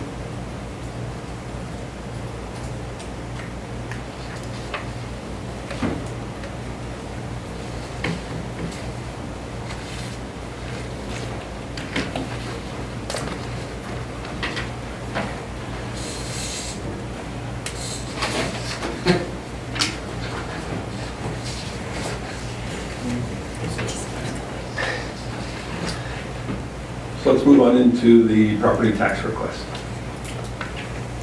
Thank you, Mayor Creasy. Before you have a request to cancel the penalty for late property tax payment on several tax rolls. The Berman University, we received a letter from the Director of Accounting Services requesting the reversal of late penalties for a number of tax rolls. Tax notices were mailed out May 24th with a due date of July 3rd. Bylaw 379 indicates that we will apply a 9% penalty after this date. The error from Berman University was an oversight from their finance staff. They did actually have the county of Lacon's property tax bill on the desk where the city was underneath that, so it was an oversight on their part. We did some research, and in 2011 the property tax payment from Berman University, formerly Canadian University College, was received after the due date. The amount of the penalty that was applied to the number of tax rolls was $7,273.46. So if council considers that, it will reduce our interest revenue or our penalty revenue as such. The request, well, administration's recommendation is that council decline this request. That is a negative motion. If council wishes to consider, the alternative motions has the positive motion listed in the memo there. So I'll open up for any questions. Thank you, Councillor Ross. Thank you, Mayor Creasy. As much as I sympathize with their human error, if we open this up, this would be a nightmare, in my opinion. My apologies I think they contribute a lot to the community, but I'd like to make a motion that council declines a request from Berman University to reverse these late penalties. Thank you. Chief Gowdy, go ahead.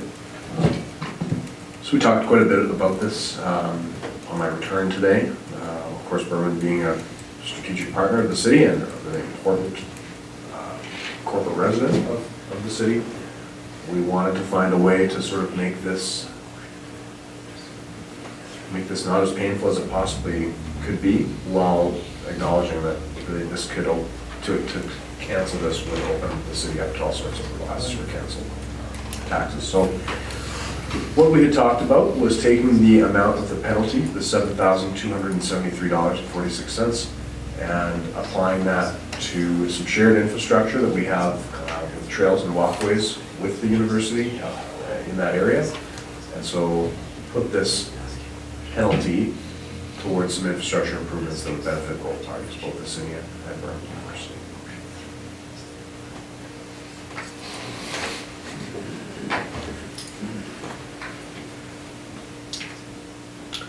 Councillor Ross.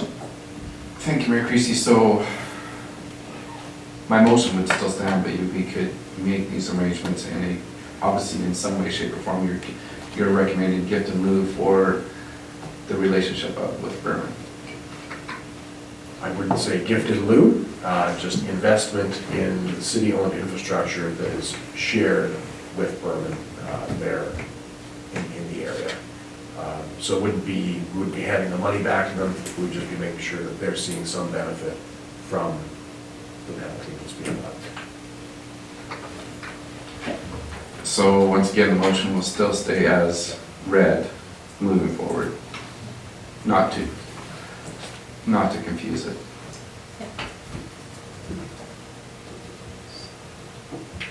So we're okay having a motion that's on the positive, and we're going to go ahead with it as is? Okay. So the way that reads is the council declines the request from Berman University to reverse late penalties? Yes. Very good. Anybody else care to speak? All those in favor? That looks unanimous to me. I think that's a pretty clear direction for administration. It certainly does not reflect upon Berman and the great relationship that we have, but it's just we've had several instances of oversights and errors for a variety of reasons. And unfortunately, that's why we have the dates set up the way that they do, and they have to be followed by everyone Very good.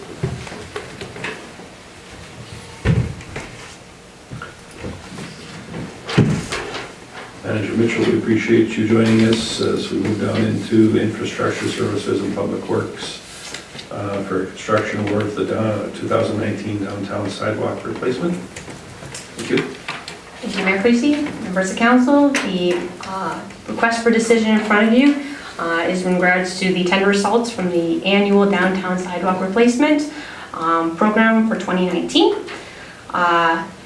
As a bit of background, the city completes regular inspections on sidewalks and we look for issues such as differential settlements, falling, sagging, cracking, and accessibility issues. The last time we completed this inspection was in 2016 and we have another one scheduled for this fall. So because some of the data was a little bit old, I asked the roads department to review the 15 worst sidewalk cases this year, and they went out and recommended 6 for consideration in this year's program. Sidewalks within the downtown core itself were excluded from those top 6, or based on those top 6, due to the fact that this fall, administration will be bringing forward a new program for council's consideration, which will look at improvements in the DARP area, the downtown area redevelopment program, DARP. And those may potentially impact some of the streets where some of these sidewalks were identified. So in order to avoid rework, we've recommended waiting to make the call on those potential sidewalks until next year.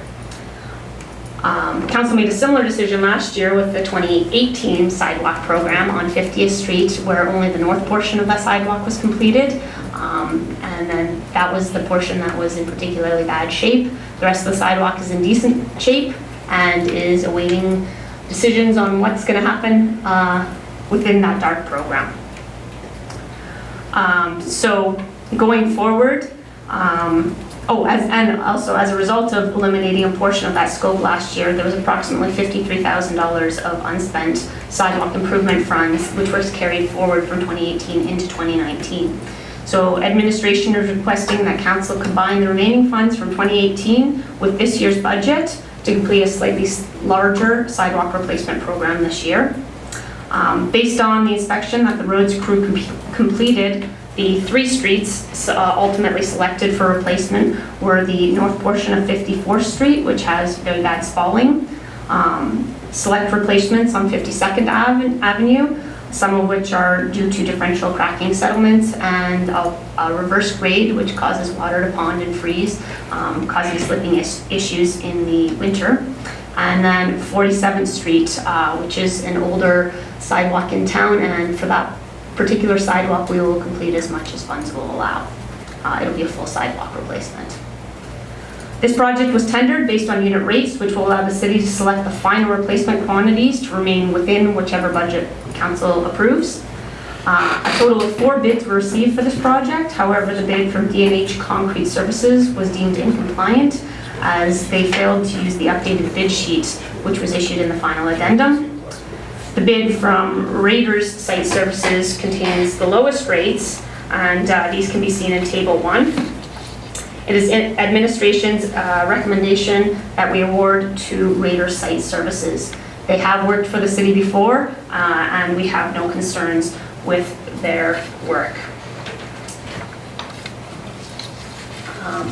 As far as strategic plan alignment, this does roughly speak favorably to strategic goal 4.2.2B1, which says new businesses are attracted to Lacombe because of local assets, like the city's skilled workforce, an attractive downtown, hospital, university, schools, entertainment, and existing businesses, as well as talking to strategic goal 4.3.1A, which is to improve city-owned sidewalks. This project will have impacts to the public, as sidewalk replacement will affect pedestrian routes. However, the contractor will be provided to, or will be required to provide notices to local businesses and residents, as well as maintain pedestrian and traffic accommodation throughout construction. I will open it up to any questions. Mayor Creasy. Thanks, Manager Mitchell. Just to be sure so there's no members of the public that are misled by the inspections on sidewalks. That is done on an ongoing basis, but it was just a full-blown review that was done in 2016, am I correct? Correct. Typically, we try to do it every other year. It does require a person to walk every single sidewalk in town and make notes, so it is a bit of a time-consuming task.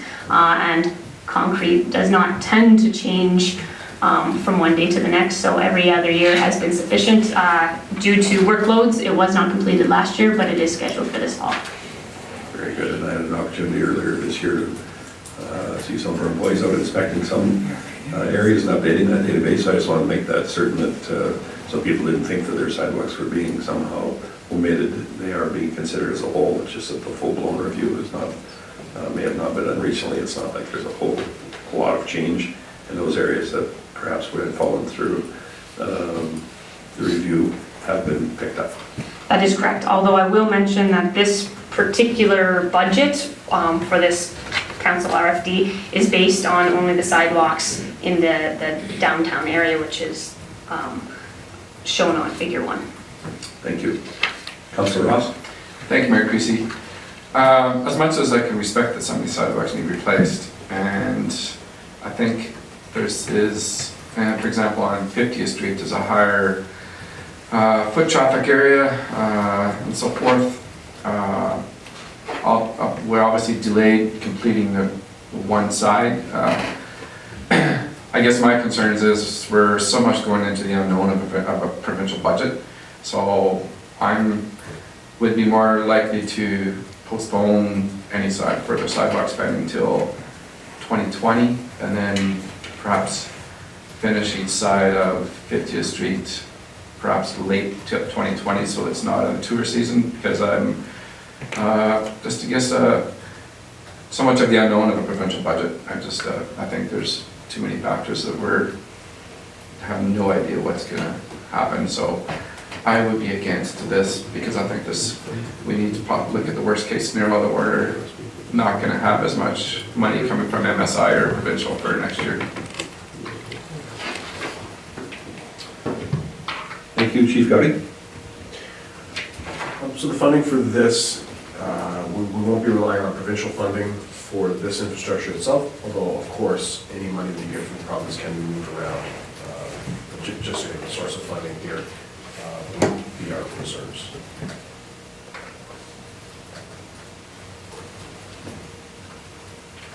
Councillor Hibbs? Thank you, Mayor Creasy. I have to say that I am ecstatic to see the 52nd Avenue portion, in particular, being addressed. I actually frequent that parking lot quite often, and actually, I think it was probably about maybe 3 weeks ago, so this isn't even winter. That one section is so bad that there was somebody that had some mobility issues that was severely struggling trying to navigate that. And that is a commercial center. It's things that it's an area that people need to access. And yeah, it was actually appalling, and I was really embarrassed about the state of that sidewalk. So I'm truly ecstatic to see that being addressed. And so I would definitely speak in favor of this. I think if we don't keep up with this stuff, it really starts to snowball. Honestly, that's been a pet peeve of mine, I think, in the past, that some of this stuff has sort of been slid off, in favor of, I don't know, maybe doing something else, or I don't know what the reasons are. But these are the things this is why we exist as a municipality. This is a core service, and we have to make a commitment to keeping up with this stuff. And if we're going to cut things, it has to be not this stuff. So I would definitely speak in favor of awarding this contract and proceeding with the project. And nobody's made the motion for this, have they? Allow me to do that. I'll move that council direct administration to award the 2019 Downtown Sidewalk Replacement Program contract to Raiders Site Services Limited to an upset limit of $155,887 plus GST. Councillor Goldson? Thank you, Mayor Creasy. I also feel that we need to be addressing these sidewalk issues. I'm disappointed that we're not doing more downtown. I would like to see that instead of keep delaying this. And then hopefully it doesn't get delayed another year. But I do agree with Councillor Hibbs that area by the Sobeys parking lot is very important, and there's some real issues with those sidewalks. And again, I agree with her that these are core things that we do need to do, and these obviously have been addressed as problem areas by our administration, and I believe we should go ahead with this.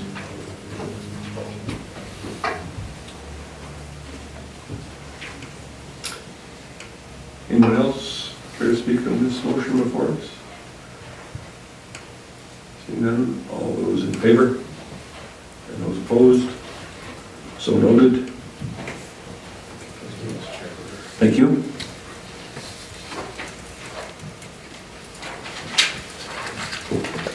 Would you care to move into the Henner's Pond Outlet Construction Award as well? Definitely. Thank you, Mayor Creasy. So the Henner's Pond Outlet is a project that was based on Alberta Environment's indicating that it is not a receiving or an adequate Henner's Pond is not an adequate receiving body of stormwater for any lands within the Henner's Pond outline plan. As you all know, Caris Village has entered into phase 1 of developments, and that was based on an agreement with Alberta Environment based on the fact that we have budgeted for the work to complete this storm outlet program, and that it would be proceeding within the next 2 years. So in 2018, Alterra was engaged to supply professional engineering services to complete the design of this project. That design was completed, and in July this year, the project was tendered. This project was advertised on Alberta Purchasing Connection, the city's website, and the Lacombe Globe, which is standard. When the tender closed, 5 contractors submitted bids, all of which were in good order. Table 5 outlines all 5 bids. The lowest bid was from Northside Construction. It was approximately 5.2% lower than the lowest bid, and it is administration's recommendation that this project be awarded to Northside Construction for a total cost of $1.1 million and change. Financial implications.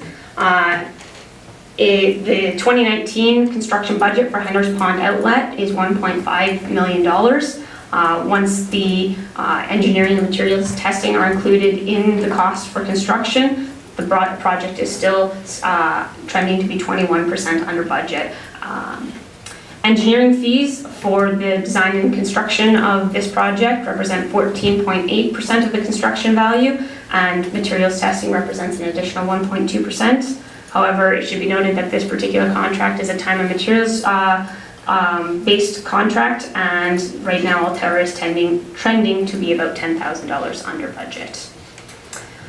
This particular project aligns favorably with Council Strategic Outcome 4.2.1C. Developers in the business community and the city work together to address infrastructure assets that will enable more businesses to situate in Lacombe. With this project moving forward, Caris Seniors Village becomes a viable project. As for public engagements, the majority of this work is going to be completed on undeveloped land, so there'll be very minor impacts to the residents. However, there is one crossing, again, across CNE Trail, which will require a road closure for a period of time. Since we are closing that road, at the same time, we have elected to include some road reconstruction in this project. So while the road is closed down, we'll do repairs to the worst part, approximately 90 meters of CNE Trail. And I will open it up for questions. Thank you for bringing up that road, because that was affected in my part last time we went to discuss that item further. So appreciate you bringing that up. I just wonder if you could explain to me what types of materials testing are done on a project of this nature. Yeah, definitely. So there's a number of things. Most of them will be compaction testing. So when you're installing the pipe, to make sure that you get adequate compaction on your cover materials so that you don't get settlements 1, 2, 3 years later in big trenches hollowing the field. And then there'll also be materials testing for the road crossings and the road repairs, where there'll be, again, compaction testing and asphalt tests. So is it not being bored under the road? Where it's an open pit? We elected to open cut the road. The cost difference and the amount of use on this road, as well as the condition of this road, didn't warrant boring. Very good. Thank you. Councillor Gullikson? Thank you, Mayor Creasy. I just had a question regarding Hender's Pond. It may not be relative here. Has the water level gone up there? It has been rising over the past few years, as has William Slough, which is the outlet for this one. So as an added bonus to this project, this will actually, and on the map you can kind of see, the line is a pipe system under CNE Trail and then ditched to William Slough. But there's also a second portion of this line, which is from William Slough, outlets directly to Wolf Creek. And there'll be a weir placed in a manhole there, which will allow us to control the level of both Hender's Pond and William Slough to prevent it from raising further. And actually, we are going to be lowering it to, I think it's approximately 1/2 meter in depth. Okay, good, thank you. Because I understood that Crana Lake was down this year and Elizabeth Lake were both down. According to me, the trails are starting to show up, to the people I talked to, the trails are starting to show up again. Yeah, well, this came from one of our staff that has been involved with it, so. So Crana Lake is down, Elizabeth Lake definitely. It's actually quite a bit worse than this spring. I was just up there yesterday, actually. Oh, okay, because I was told that some of the trails were starting to show up that were flooded before. Not that I've seen. Oh, okay, because I haven't been there personally, but I got that information. Put your rubber boots on. Yeah. So just refresh my memory for this project then, all of the land acquisition and whatnot is in place. I think there was some question of that last time we discussed it. It wasn't quite completed, or is it all in place now? It is now all in place. The only thing outstanding is we do have a letter into Lacombe County asking for their support on this project because the pipeline does cross some of their lands. Very good.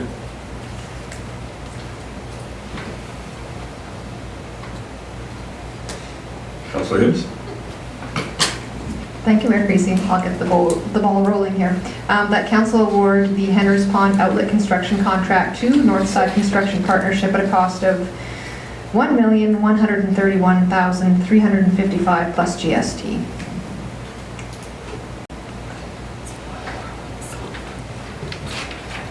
Any other questions or comments before we vote?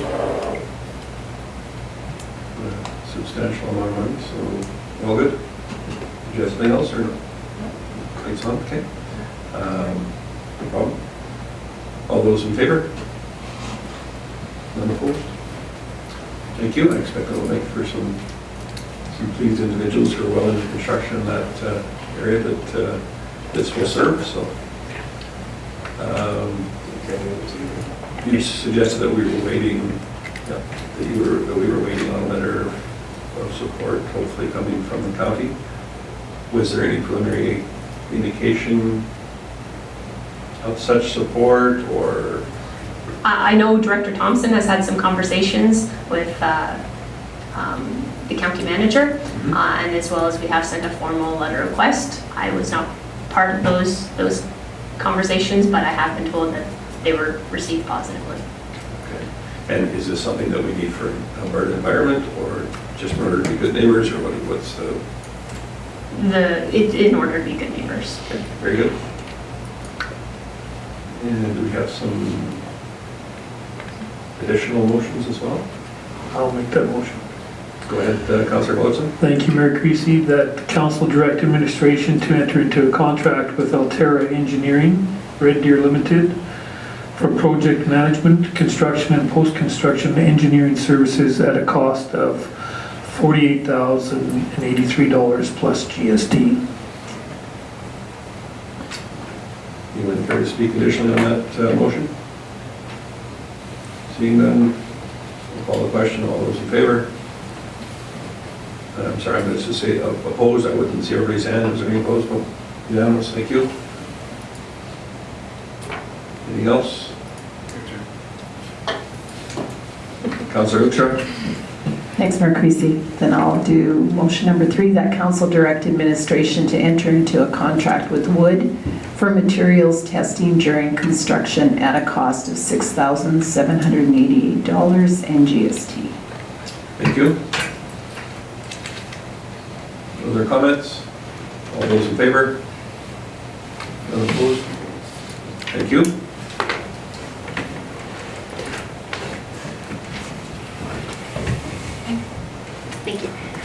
Appreciate it, Manager Mitchell. And on to Corporate Services Director Piche. Would you want to take us through the Municipal Policing Assistance Grant and Police Officer Grant, please? Thank you, Mayor Creasy. This has been somewhat discussed a little bit already this evening, but going forward before council tonight, a letter from the Justice and Solicitor General's office stating that 2 grants, the Municipal Policing Assistance Grant and the Police Officers Grant, were approved for 2019-2020, will only have 50% distribution at this time. The other 50% will be determined later in the fall when the formal budget for the province is finalized. The Municipal Policing Assistance Grant equates to about $304,456, and the Police Officers Grant is $100,000 for a total of $404,456. If the 50% is only received, the police service budget could be in deficit by $202,000. This information has been shared with the Lacombe Police Commission, and they have spoke to it at their last meeting. This grant isn't just affecting us, it is affecting multiple organizations from across the province, which has triggered a response from the Alberta Urban Municipalities Association, and that is seen as in the attached letter. Administration is just providing this as information. However, if council so desires, we could also voice a concern through a letter to the Justice and Solicitor General's office. At this time, I will be happy to take any questions.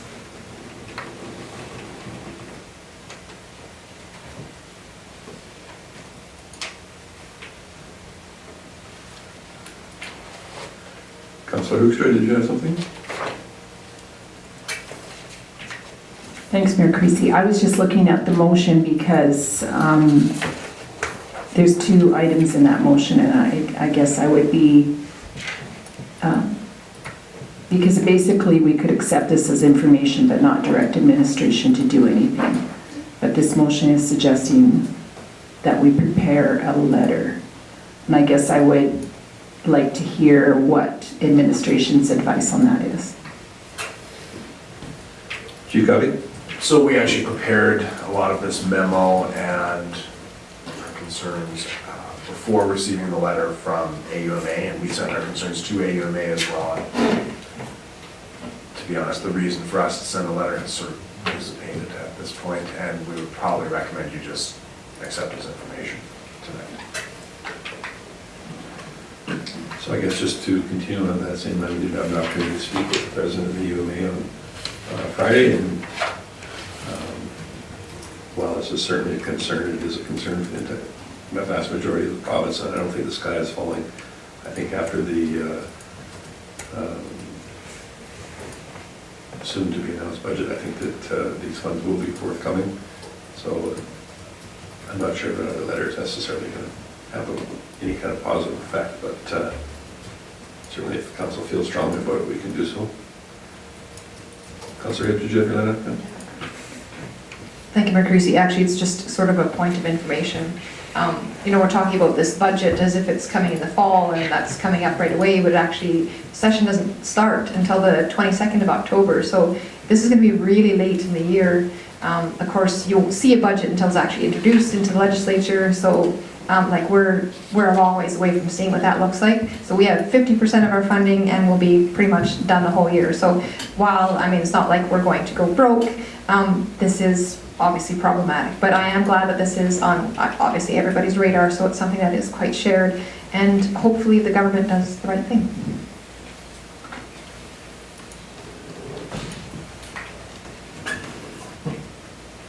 Councillor Hoekstra? Thanks, Mayor Creasy. Well, then I would like to make a motion that council accepts this report as information. Thank you. Anything additional? Seeing none, all those in favor? None opposed? And Director Piche, how about next up we have the census report, please. Thank you, Mayor Creasy. Before council tonight is the final numbers for the 2019 municipal census. I am happy to announce that Lacombe is currently 13,985 residents strong.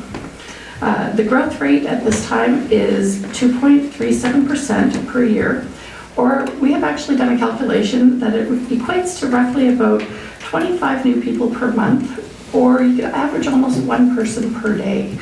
Over a week, you can consider that we have a whole new household coming into our community as well, based on those numbers. The census this year was strictly a count of the number of people, where only the question that was asked of how many people live in this dwelling as of April the 2nd. The change of population allows for an increase of grant funding that is based on per capita calculations. And as shown on page 2 of this report, the table, page 2 on the table in this report, the increase is potentially $194,880.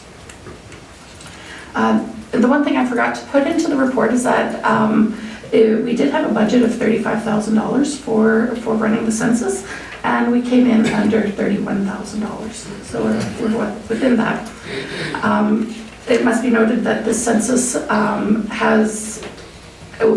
the last census of this has been back in 2016, so we have ran 3 years on this, and that gave us a 7.11% increase over that 3 years.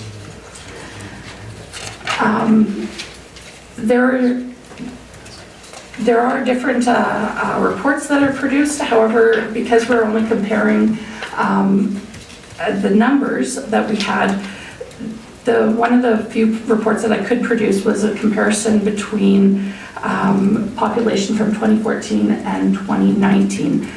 The 2016 federal census does not follow our same zoning, and we don't receive any information based on those zones either. So here we see a lot of different increases and decreases per zone, and the one that is that stands out quite a bit is zone 19, where there's a 900% of people there. However, that's Metcalf Ridge, and they're just starting to develop in that area. So it went from 2 to 20 people, and it just shows like a very massive increase there. So at this point, I'm happy to take any questions if anybody has any. Thank you. Thank you. I'm just curious if that was difficult or unreasonable to expect 100% participation in this type of process. I was wondering if you could tell us what the final numbers worked out on this census. Certainly, thank you for asking that. Well, first I'd like to really thank the enumerators on this. They were very vigilant. They went out and canvassed the entire city. I'm happy to say that we only had one residence that did not respond, and that we could not. One in total. Yes, it was absolutely amazing. We had an excellent response rate. Again, it comes down to the staffing and their persistence. We had 6,219 dwellings, but only 6,218 dwellings responded. It was an amazing response, I have to say, for this year. Thank you. Well, I can say that was not a canned question. I had no idea it was quite that good, but that has not been the case in previous censuses, so congratulations to you and the team you put together to do that.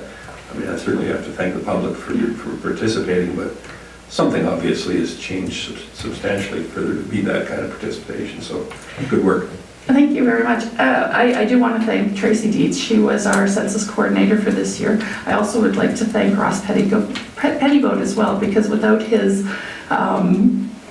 examples and his experience from back in 2014, I don't think we could have met what we would have needed to do for this year. So Ross had a very, very huge contribution, even though he wasn't around for a lot of it due to his absence there in the early part of the year. But the enumerators definitely did so much work there.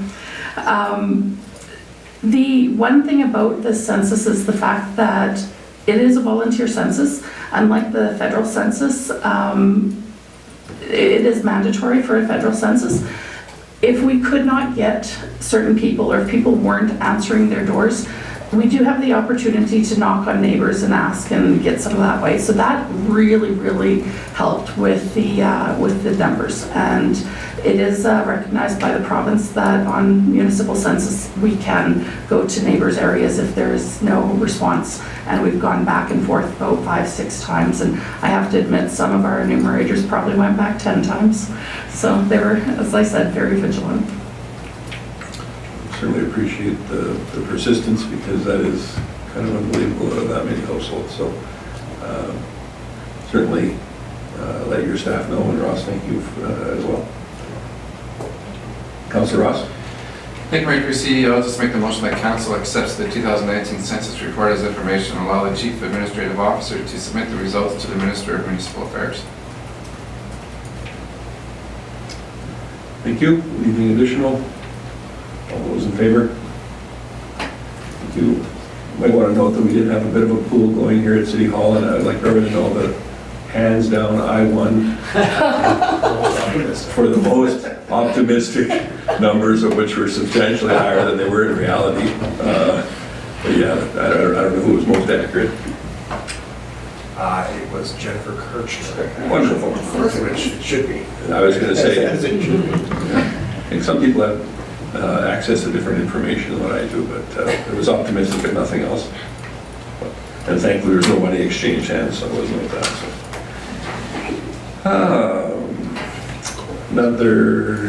I'm sorry, Councillor Uchter, go ahead. Thanks, Mayor Creasy. Sorry I kind of came in late there, but I just wondered if there is some plan to advertise this far and wide too, because that was one of the comments, I think, on the survey too, that we just have people bleeding out of this city, moving away, and this is evidence that we don't, that people are still moving here, they still desire to live here, and I just hope that we can spread this very positive, happy message. So definitely we are planning to do that. We are really going to be pushing the sort of one person per day moving in. I think that's something that resonates with people. We will also be deploying over the coming months. Council had requested in your strategic plan a demographics report that looked at, it's nice to know how many residents you have, but who are they and what's important to them and what are their values. And so we've actually got a lot of that work done. And over the coming months, we'll be bringing you reports on demographics about age, ancestry, economics, languages or something. So you will be getting some more information that makes more sense, that delves a little bit deeper than just the number. Certainly look forward to that. I think that the message that was put out to our citizens about participating in this census went a long ways, and I think that giving them that feedback and the results and what it is that they mean is certainly worthwhile. And even though the numbers were less than what some of us were hoping, they're realistic, and there's lots of positive in results. So, anything else before we move on? So we have some board and committee appointments, and I'll ask our CAO to go through that, please. Council is asked this evening to ratify or provide input on 2 proposed appointments, one to the Municipal Planning Commission and one to the Library Board. The Municipal Planning Commission recommendation is Mrs. Debbie Gallant, and for the Municipal Library Board, Christina Lister. The resumes were included in camera in your package. I think they're both eminently qualified to be on these boards and provide some volunteer service to the community. And we would benefit by having their experience. So we're certainly happy to recommend these 2 individuals. If there's any questions or comments, feel free to go.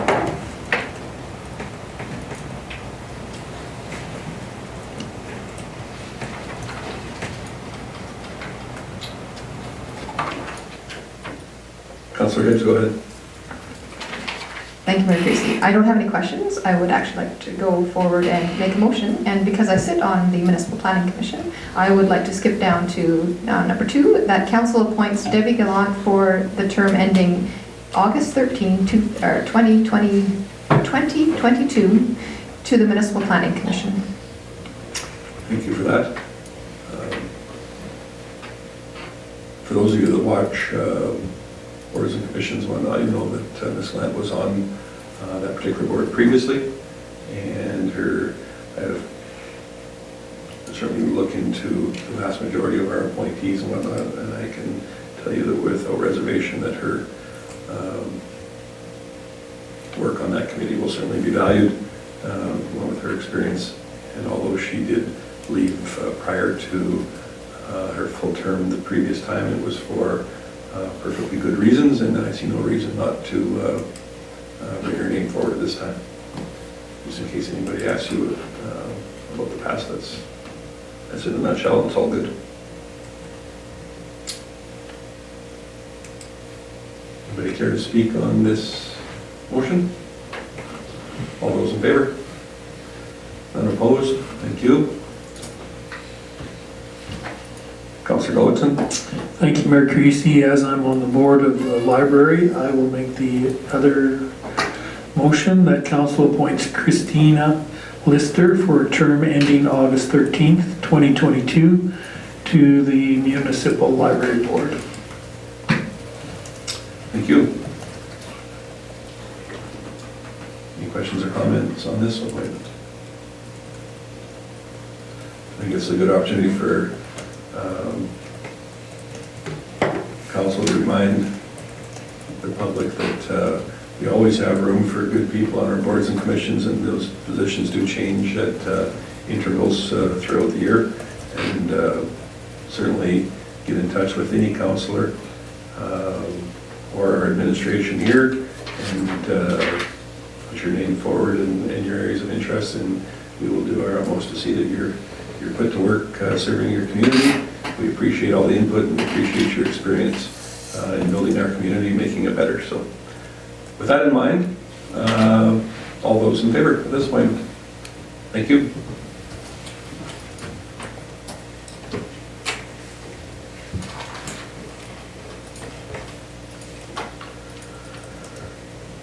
Do we normally do a break prior to reports or after? What's your desire today? We can do it right now. I'll ask. You guys go ahead and do your reports first. You're all right with that? Yeah. Very good. We'd like to start with the report. Councillor Gullickson, go ahead. Thank you, Mayor Creasy.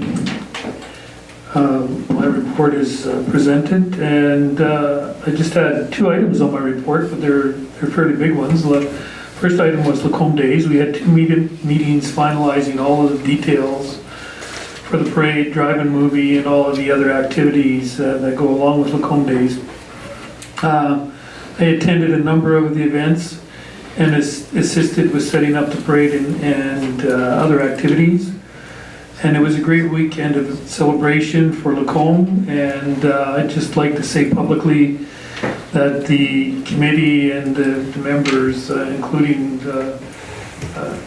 our partner here, Chris Ross, certainly have they did a great job and deserve a lot of credit. It was a really good weekend. The other activity I had going on over this time was the farmers market and community markets, which I believe we already addressed. And again, I'd just like to repeat that I felt this was a great opportunity for everybody to talk about recycling mostly, not budgets and so on. And I enjoyed all of the interactions with the people, citizens of Lacombe. Some of it not all positive, but the majority of it was, and I was impressed that people are really on board with this to make sure that we get our recycling program correct and do the right thing in the future. I want to thank you for bringing that up, that not all the comments are positive, but I think the vast majority of them are realistic, and I think people have begun to have a little better grasp of the situation that we find ourselves in. So like yourself, I appreciate all the comments that we get, and it's always interesting to talk about that subject and many more. those kinds of interactions, while we may have preferred that they were focused around budget, tended to delve into lots of other subjects. So it's always interesting anyway. Councillor Ross? Thank you, Mayor Creasy. So Lacombe Days was probably the biggest time consuming. Anyways, it was another year of great events, some new events with Bolrama. They sold out, they had about 1,200 people. Gave out, I think, the highest prize money next to one event with Current, so the riders were very impressed. And like any event, Colleen realizes a few little improvements here and there, but she is committed to putting on an event for 2020, pending the same support from the city and finding another volunteer group to benefit from it. So it went extremely well. Beer and Wing Fest on the Saturday night went really well for first year. We based it on 200 ticket sales, and we probably could have sold 350, but it's that's something to build on. The parade continues to grow. I'd like to emphasize to the public that we do email all the marching bands. We even got a further list this year from other sources, but it's just very challenging trying to get the marching bands in the summer because there's international competitions in the United States and Europe. But we are already in contact with marching bands, so it's a challenge. So the fireworks first year we did them on our own. We went down, took the Power Tech course, and there was 3 people in the committee and a volunteer from Black Falls. We were working with the Black Falls group to get our number of shows so that we could be licensed. So that was our first show at Crown Lake. We went with bigger fireworks, 4 and 5 inch, to try to demonstrate more wow factor. So we were around that 8 minutes, but it was a good time. So it was, but it takes roughly 6 hours to set up an 8-minute show. So, but they go off very quickly. I would love to have seen the video on it from the distance, because when you're underneath it, you don't actually get to see it. You have chaff falling down on you, and you're lighting the next ones at the same time. It's kind of a bit of a 10 or 15 minute rush. But anyways, so first time at Crown Lake, we had the entertainment. We had the food wagons, so they were all very receptive. So that's something different. So yeah, so the parade went very well, like I said, but we're trying to get more marching bands and more. And I'm kind of glad to say that we've kind of kept it as our own hometown parade, that we're still allowing candy, we're still trying to be adamant on being a host, and I thank the Rotor Club and Dawn with the parade. So there's still more, we just look forward to building it bigger, so I think it was well attended. Anyways, other than that, I just had the Culture and Tourism meeting. The Culture and Tourism Harvest event takes place on September 27th weekend, so it's another event for Lacombe. The recent listing of the Flatiron building could possibly have, obviously, the Culture and Tourism looking for another location to relocate if it's sold. So that will be possibly an issue with the administration of the city to address. So that's my report. Great, thank you. I just want to bring that last point up here so we don't gloss over it. It says will require Culture and Tourism to relocate. Oh.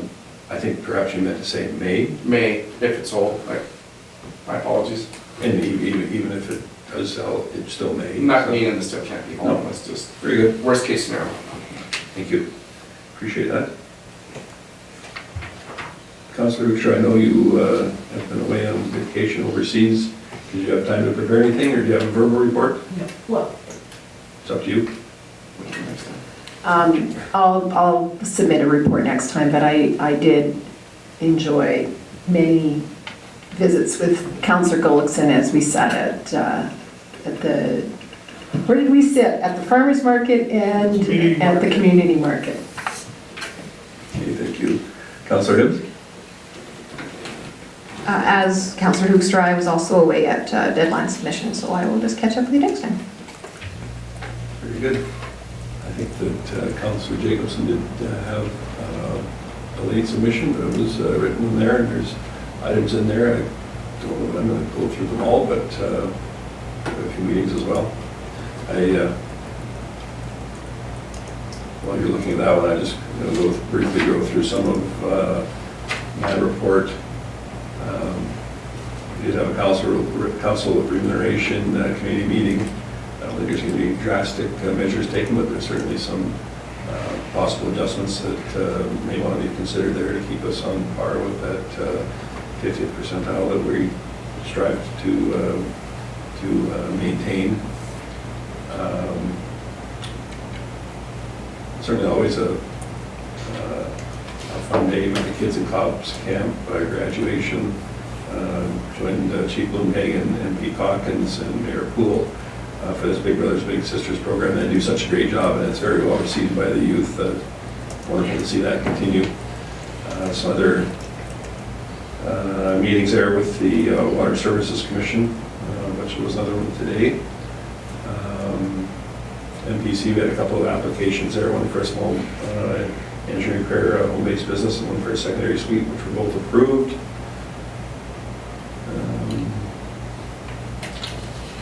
I had an opportunity to meet with Krista Anderson from the Wolf Creek School Division. Got some extensive experience, involvement with First Nations, teaching there on behalf of Wolf Creek School Division.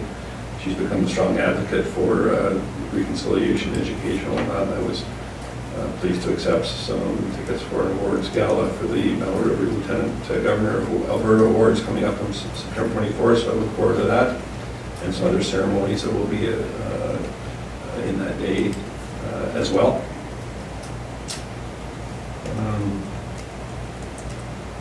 Attended a luncheon for the Regional Waste Commission for a Long-Time Service Award, which was good to see. There was naturally during holidays, it's not possible for many of the board to attend, so I was pleased to be there. And business owner meeting there regarding waste management issues and whatnot. I did my best to try and perhaps clarify a few items and whatnot. There was some confusion as to what issues exactly that we were facing, but I appreciate the individual coming forward and outlining some of the services that he was in a position to offer. I got my home days items here spread out over quite a few. I'm only going to pick some highlights. I find it interesting to see someone like Councillor Ross that spends hundreds, if not thousands of hours in preparation for Lacombe Days, and there was one nice little entry in there, so pretty modest, and then someone who basically shows up and takes part of events, and I have a page and a half here, and so I'm feeling a little guilty about that, but if for no other reason than to point a spotlight on Councillor Ross and his entire team for such a job well done. I heard so many compliments on pretty much every event. Was there room for improvement in a couple? Sure, I suppose there was, and I expect that some of those are underway for next year, but overall it was very, very well received, and I had so many compliments, and I just wanted to bring that up publicly. I had an opportunity to thank both of you personally, but publicly. The community really does appreciate it, and I want to make a commitment to you, the city, we've got to get on board to get some more volunteers in place. The entire Lacombe Days events are basically managed by 5 individuals, 6 individuals. Naturally, there's a host of other volunteers, which we appreciate their work, but there is room to put a lot more people to work and perhaps lessen the load on some of the individuals, especially Councillor Ross, who puts in a tremendous amount of time. But all in all, thank you so much for a job very well done. We appreciate it. Thank you very much for that. I got to emphasize it's all community too, and I sincerely appreciate that. I can't thank enough the city and the city staff. We are going to probably require a little more support, as we had a debriefing of an incident of a individual needing an EMS for a medical episode. So, but once again, we had a great debriefing meeting of some suggestions and areas that it's just growing. So the parade, it's difficult to access during, I don't get to see the parade because we're still at the assembly area, so everybody says it's grown and people, it's just, there's areas that we recognize a couple events of marketing, but the parade, it's wonderful to hear that we're bigger than Red Deer, which is really a huge compliment. It's that sense of competitiveness that you want it to be bigger and better and the best. So we're still working on some a few floats that we discussed of some premier floats for next year. But yeah, once again, the city directors and the staff and the public works staff that show up in the morning of the parade, and like that again, that's just the city needs the staff. And I've asked Director Piché to pass on the email that I wrote to the directors and managers and to pass on to their staff, because they're kind of a hidden support too. So, but the committee may put it on that we do need some volunteers, and a few people have stepped up and said it would help. So next year, which we hope that happens. The easiest part is that groups like the Bolrama group, we assisted with the facility, but they stepped up and put on a wonderful new event. So if you can have them subcommittees that take charge of events, that is that is a huge asset. So that was the first time in probably, I think the last time we had a rodeo, 2004, I think. So it was great to kind of see that back. So, and the group was excellent to work with, so that was excellent too. Wonderful. I appreciate you acknowledging Colleen Chappelle and her group as well.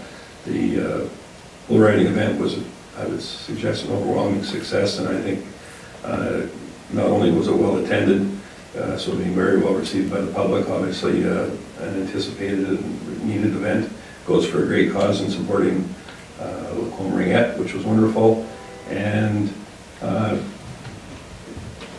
perhaps even of more concern for myself was in being a proponent of this, or an active supporter rather of this event, was to see that our facilities were left in an orderly fashion. And I am pleased to report by the individuals that I spoke with, they were very pleased the way the event was handled and the way the facilities were left, and they seem to be very happy with the group overall. So that's I'm not going to say a relief. It was probably an expectation, but I'm just pleased that it did go off so positively. So continuing on my report there, I had a meeting with some representative from First Team to discuss municipal waste issues as well, and provided them with some information on volumes and that type of thing. So perhaps we'll be having some proposal come forward in the future regarding on what it is that they do. I had a business in town here on the 1st of August was the 40th anniversary of successful business operations for Bill Williams, who has OK Tire here in Lacombe. I just think that's such a wonderful example of another family business, which we're fortunate to have many in this community, that focused on excellent service, and it was a pleasure to attend that event. And the other item was the annual customer appreciation that I attended for Castle Building Supplies. Rob Durrett and the entire Durrett family do an awful lot for our community. And certainly I know that council and the cities appreciate their involvement. They go above and beyond for their customer appreciation, and kind of seem to invite the entire family of customers there and make it a real special event. So thanks for that. And I think do we have one more CAO report as well? Yes, although I myself did not put this one together. Just to highlight a few items, of course, you reviewed your second quarter financials this evening. We have been rotating through acting CAOs. It's worked very well, and so thank you to both Diane and Deb for their time. And then we are going to be moving ahead, starting the intermunicipal collaboration frameworks. So nothing too significant to report, but things did move smoothly in my absence, which was great. Thank you.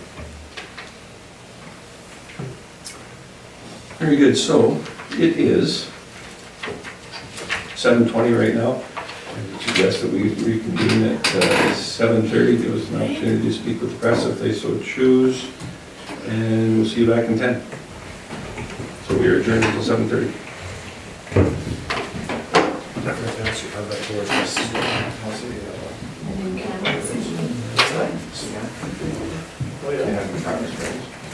CN or